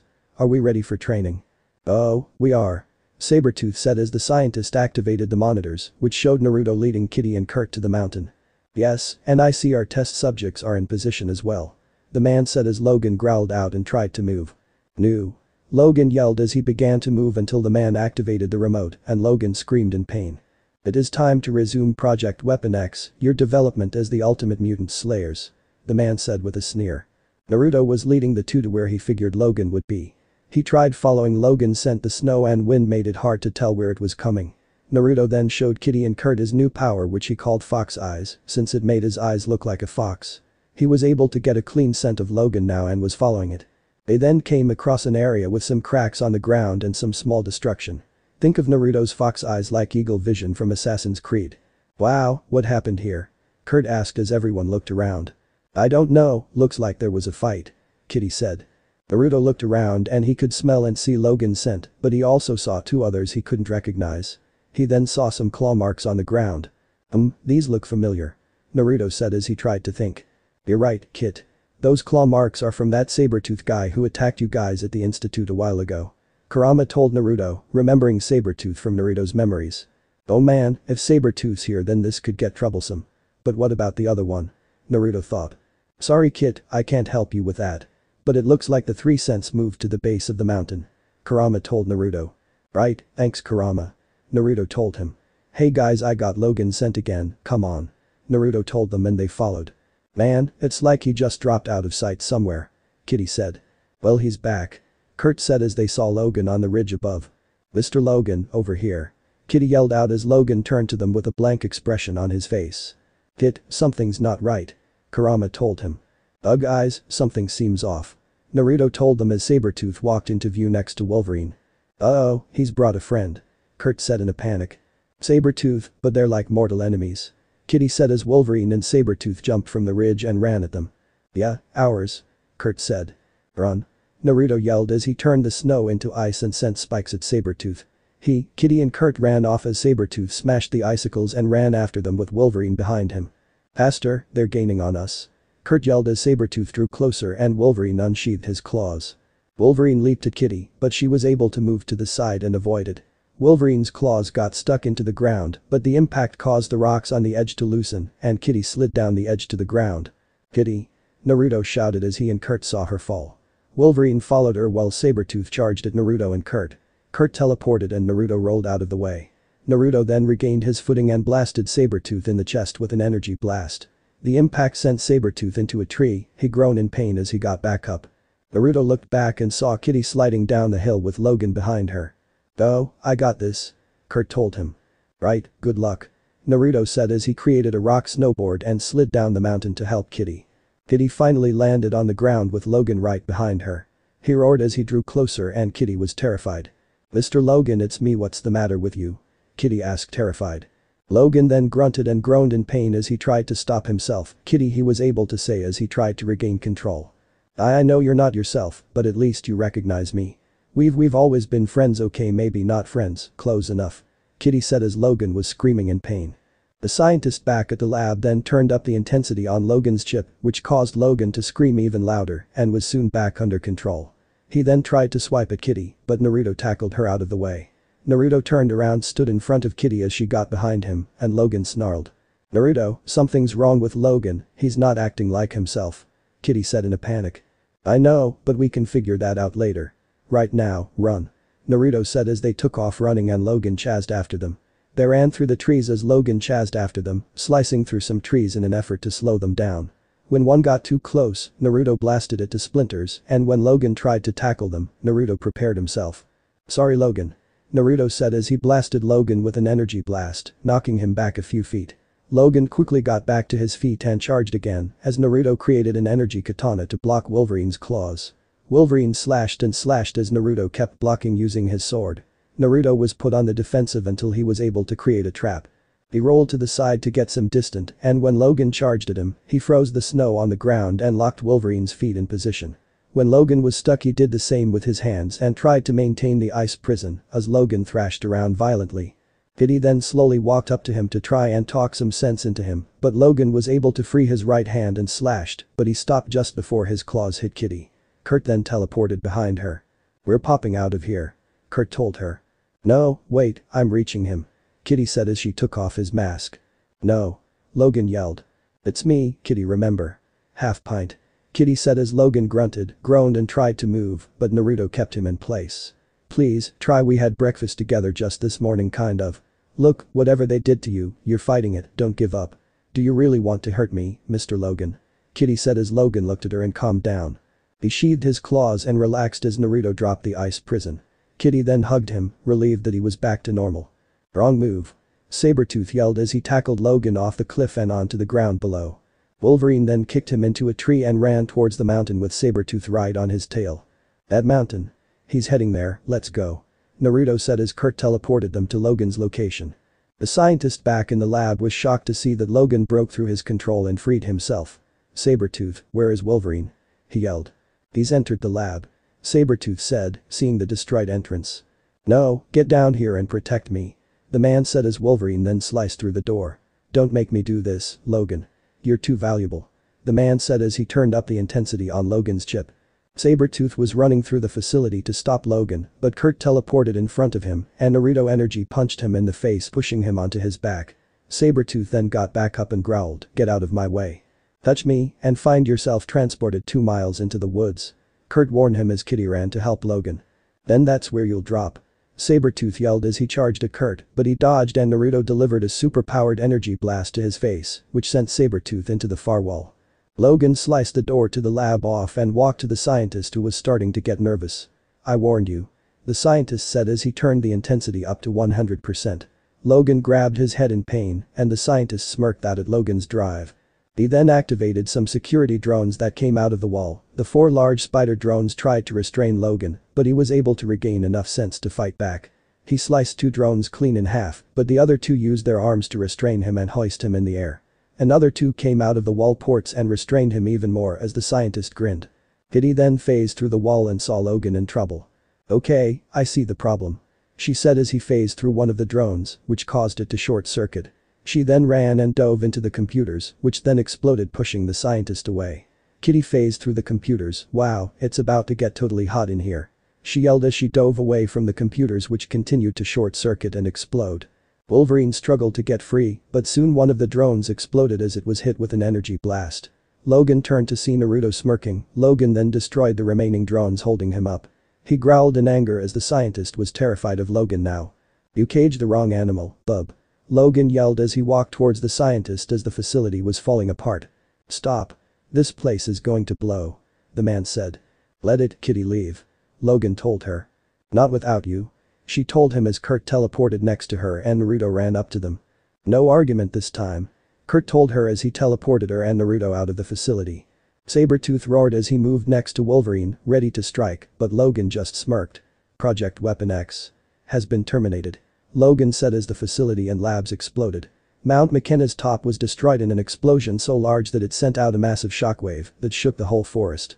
Kurt, Kitty and Naruto appeared at the bottom of the mountain and covered their eyes from the snow and dust that came up. They looked around and saw the devastation the blast caused, then they heard some footsteps and grunts of pain and saw Logan, bruised, battered, scarred and disheveled, stumbling towards them. "Oh, Mr. Logan," Kitty said. "Oh man," Kurt said as they saw the shape he was in. Logan walked towards them for a few more feet until he passed out and hit the ground. Kitty, Kurt and Naruto moved him to the X-jet and flew back to the institute. Night settled over the institute as Logan woke up in the med bay. He was frantic, wondering what happened until Professor Xavier spoke to him. "Relax, my friend. You're back at the institute, you're safe." "Ah, what about the kids? Are they?" Logan asked, concerned. "They're fine. Kitty's been in here every hour checking up on you after the surgery," Charles told him as Logan touched a bandage on his head. "We removed the chip, is there pain?" "Yeah, but not from the wound. Someday though, I'm going to find out who had this done to me. That's a promise," Logan told him. Meanwhile, back upstairs, Kurt and Naruto were keeping the others out of the dining room to give Kitty some peace and quiet. "Just relax, give her a minute. No one's going to starve to death," Kurt told them. Kitty was finishing up the email to her parents with her experience today, changing her opinion. "So, like I said before this morning, it's just been another normal day here at the Xavier Institute. Funny, I've been complaining about not having enough time alone, right? But I think I'd miss like bumping into everyone. It's just part of a deal when you're a part of a family. So this part ends here. Alright, that's it for today's video guys. Let me know in the comments section how was the story and also don't forget to like, share and subscribe. I will meet you in another video. Bye bye.